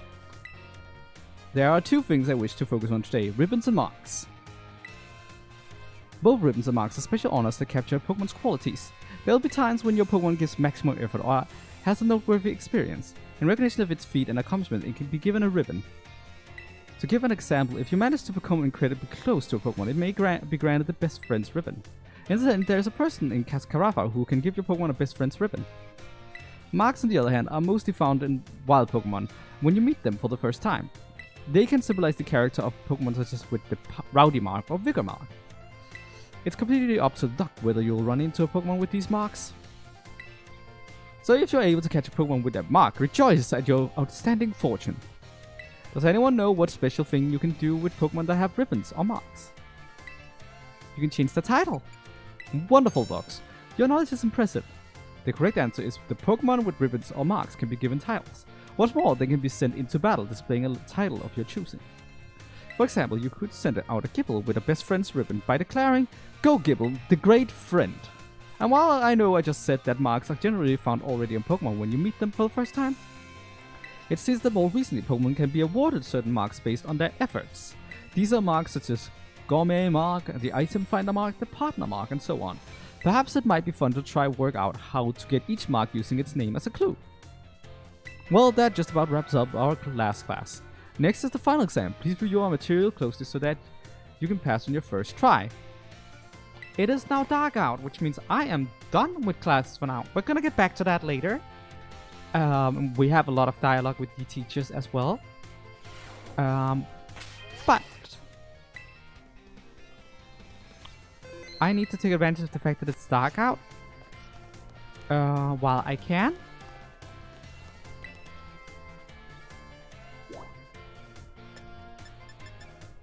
Yep, there is a lot of characters to talk to. We're gonna do that soon. Promise.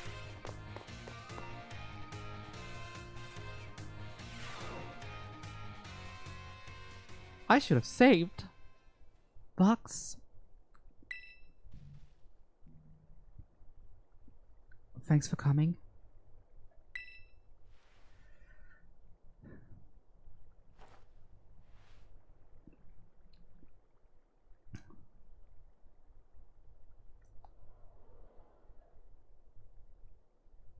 This must be quite a shock for you. The big boss, Cassiopeia, they were both me all along. When I saw you make quick work of those Team Star lackeys outside school that time, the idea of Operation Starfall suddenly came to me. My skills let me get hold of as much LP as I want, so I decided to use that to tempt you into helping me out. After the operation started, I kept an eye on you as a member of the supply unit. And I had you battle the bosses on my behalf. All for the goal of defeating me and putting an end to Team Star once and for all. But still, there's a part of me that wants Team Star to live on. I can't just roll over and let you win without putting up a fight. This is the final showdown.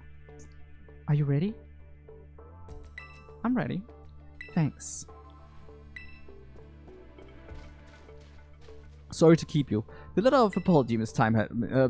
preparation took longer than I expected. The voice. Are you Clive? Penny. So it was you after...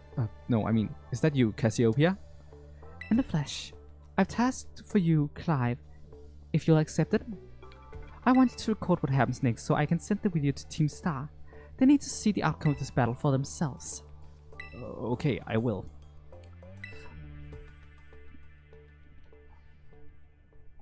Then allow me to introduce myself properly. I'm the big boss of Team Star. The name's Cassiopeia. No, Penny. Now bow down before the overwhelming might of Team Star's founder.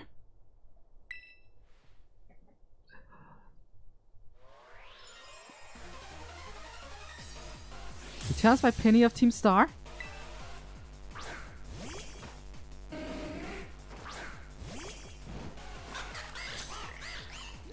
I won't hold back in this battle. I'll stay true to Team Star's code.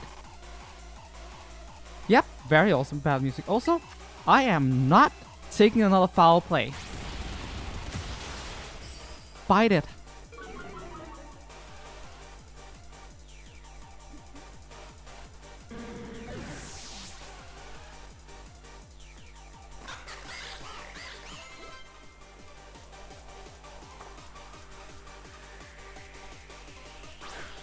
Electricity.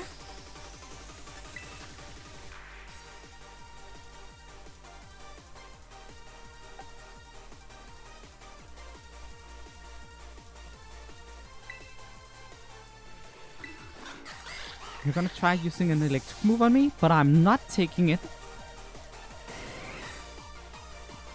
We're gonna rock this place. Cute, you missed. Well, boom burst.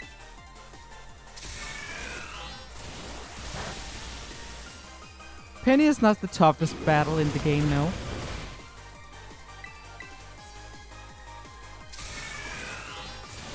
Mostly because she only uses evolutions, which doesn't give her a lot of complexity in her options. Oh well, not. Which keeps her team from being complex and makes her easy to predict. Essentially, I can't just belch anymore, so that kind of sucks. I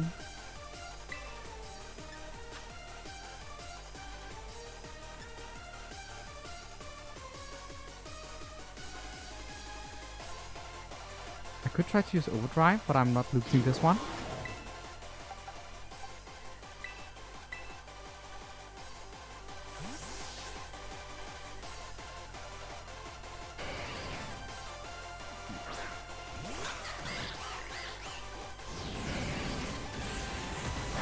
Lol. Ah, Miss Penny. EVs are very important. Do remember that. EVs are important. Got it. Oh, that's a funny way of going about it. Harry, are you gonna be alright? Maybe you should be wearing gloves?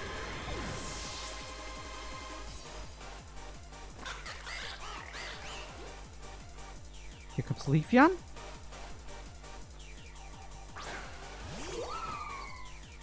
Ice Spinner time.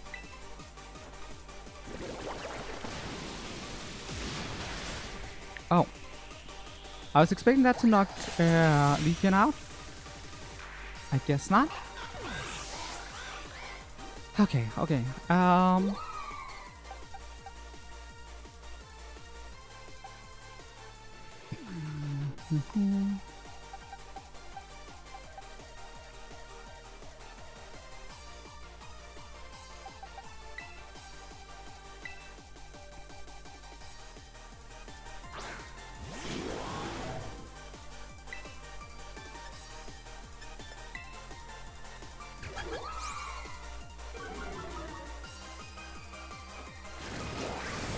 Baby doll eyes. Absolutely annoying.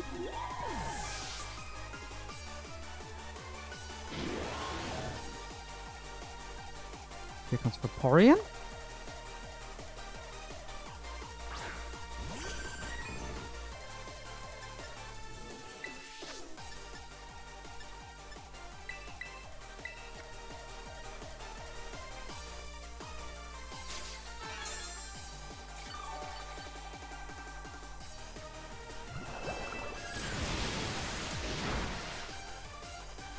Okay, that thing hits hard.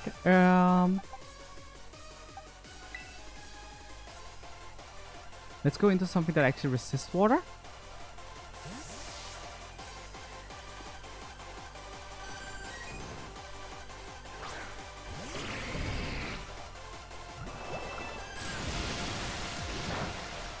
Okay.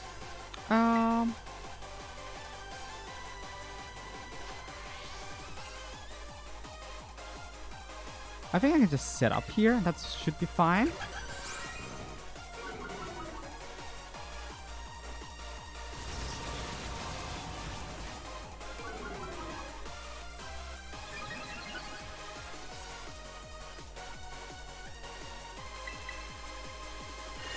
Ow.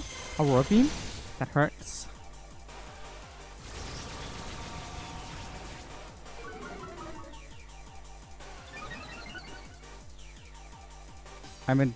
I went and clicked too fast. I didn't need to do that.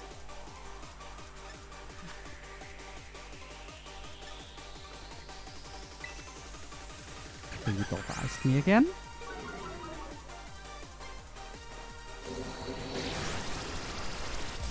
I'm not doing that much damage, everything considered. Working, that kind of sucks.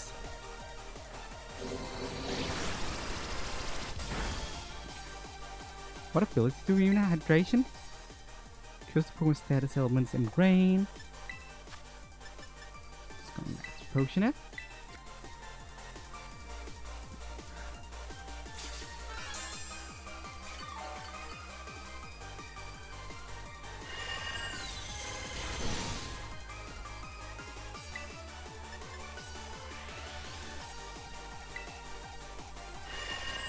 Ow!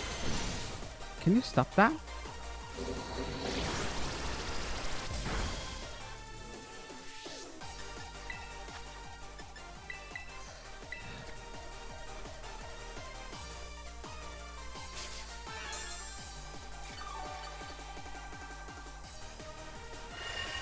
Sure, like spamming that Aurora Beam. We're fine. Gonna max potion you.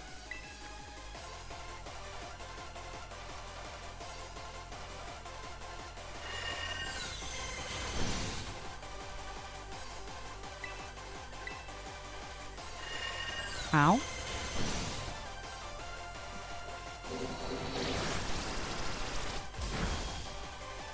Vaporeon is down. Penny is at her last Pokemon.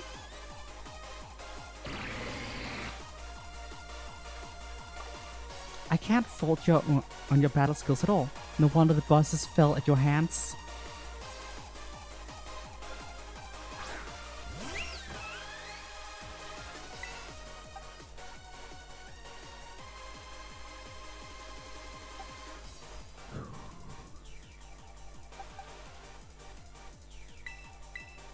Just gonna try and use Dazzling Gleam. I should resist that.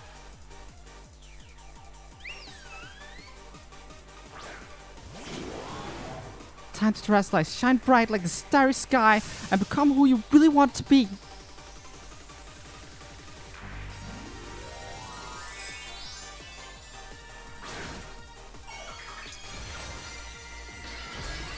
Even if we do resist it, this still might hurt. So, yeah. I'm slightly worried. My VV power will crush you into stardust. Moonblast? I was expecting definitely Moonblast is even harder. Hitting, okay. Well, okay. My special attack fell though, so that kind of sucks. Am I faster? Please tell me I'm faster. This should take out the Sylveon.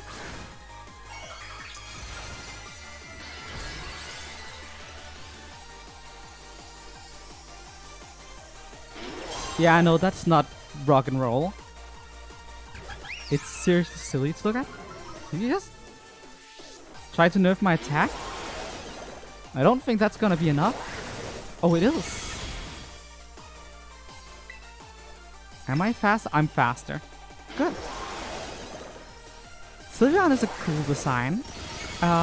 Actually, good things about X and Y. They added the fairy type. The fairy typing was a good addition to the Pokemon games, and I feel like that's one of the best things that came out of X and Y.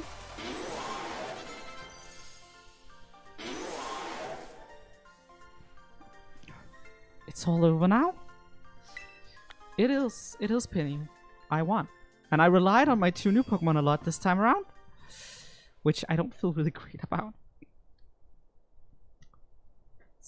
It's finally over, guys. It's done. Yep, it is done.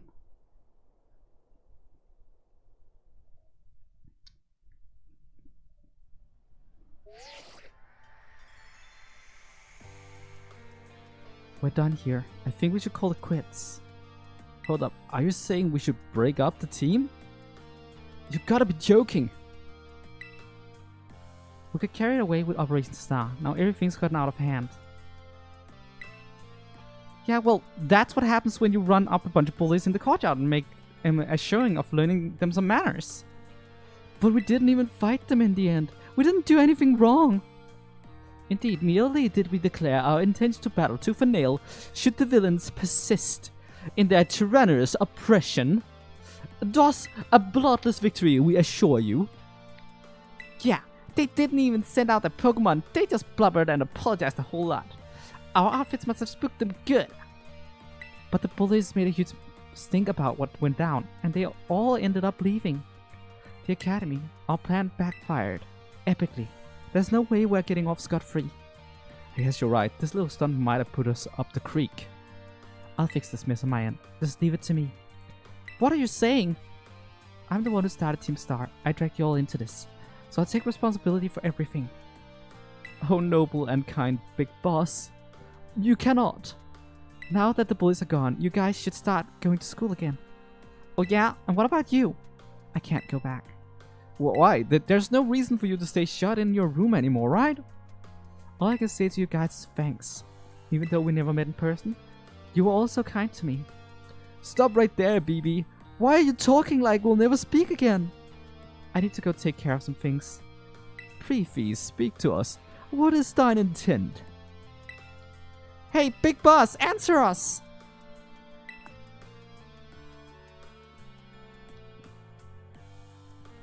Bye-bye, guys.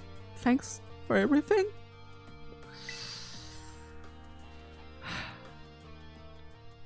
So Team Star are so adorable, all of them. Thanks for everything, Vox, and you too, Clive.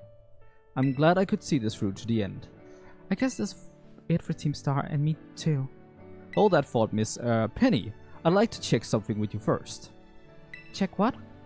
Why resort to something like Operation Starfall if you're the big boss of Team Star? Wasn't there any way to handle this? I tried telling the boss that they were done once before, but they still didn't quit. Why not simply order them to? Our code states that no one in the team has the right to order people around. I could ask them all to do stuff, but I could never order them. So it's back to the code once again. The bosses must have taken it very seriously. They did. That's why I knew I could use it to force Team Star to disband. Because the bosses would do anything the code required of them, even leave the team. Yes, and according to the code, they had to accept any challenge made to them. Thus the idea of Operation Starfall.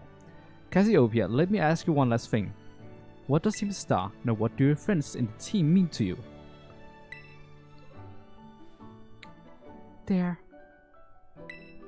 They are my greatest treasure. Splendid. Thank you for pricing me of the situation, Miss Penny. Huh? Now, young lady, there's something I should very much like to discuss with you. Hey, quit it with the old geezer act, Clive. You are creeping me out. Indeed. Well then, before we talk further, allow me to reveal to you my own secret identity. Ha-ha! Director Clavel? Just as Cassiopeia was your disguise, the boy you knew as Clive was mine. But why? Indeed, I needed a way to talk to Team Star on equal terms. Students do tend to shy away from speaking their minds to their teachers, after all. Much more so when faced with the director of the academy. Yeah, but where to even start? Wasn't the outfit a bit much? Plus, I have some big feelings about that wig. Well, that's quite enough of that for now. Everyone, why don't you come on out?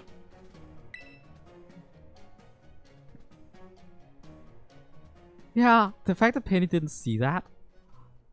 Huh? Yo, Big Boss, long time no see. Momo.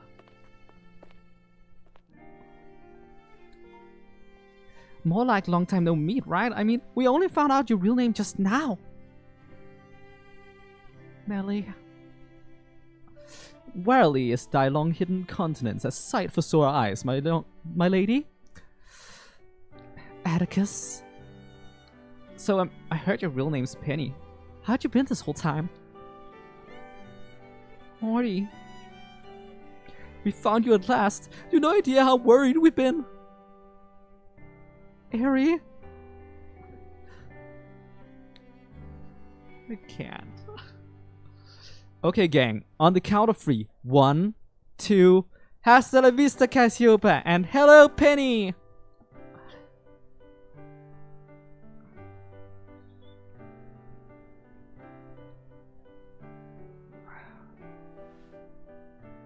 Now then, Miss Penny, and each of you young bosses as well. On behalf of the Academy, I have something I would like to say to Team Star. You all have my sincerest apologies. Come again?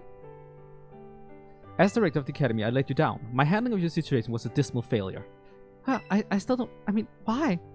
You all told me about your reason for forming Team Star and about your subsequent actions. Ever since my first days as director, all I've ever experienced of the Academy was an environment blissfully free of bullying. But I now know this piece was built on the backs of your hurt and anger. And of course, your immense courage in putting things to right. And so I'll get straight to the conclusion. The Academy is ordered for Team Star to disband, and my threat to expel those who did not obey are hereby revoked. Does that mean what I think it means? Indeed, Team Star can continue to exist, should that be your wish. Woohoo! Penny, isn't that great? Now we can all stay together!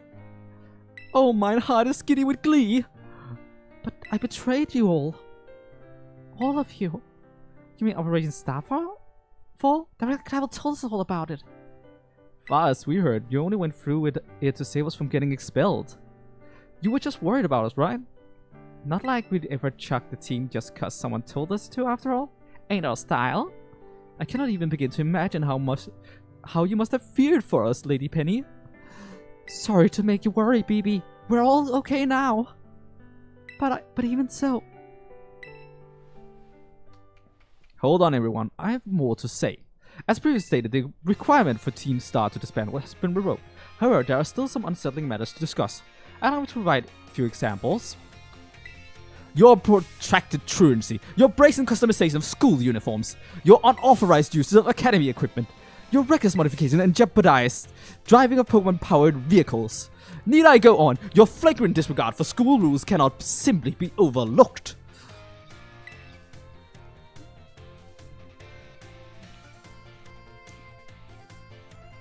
Thus, as punishment, you will all be required to engage in community service. Community service? Yes, specifically I will be asking you to manage the STCs. And that stands for? The Star Training Centers. They shall be facilities for cultivating Pokemon trainers' talents. I plan for the Academy to found them in collaboration with the Pokemon League. The idea came to me when I saw Miss Vox battling her way through your bases. The basic construction as well as the battle tactics employed by the students in Team Star are remarkably unique and creative. I would ask that you continue your team activities, but henceforth as the STC staff members using your former bases as training facilities.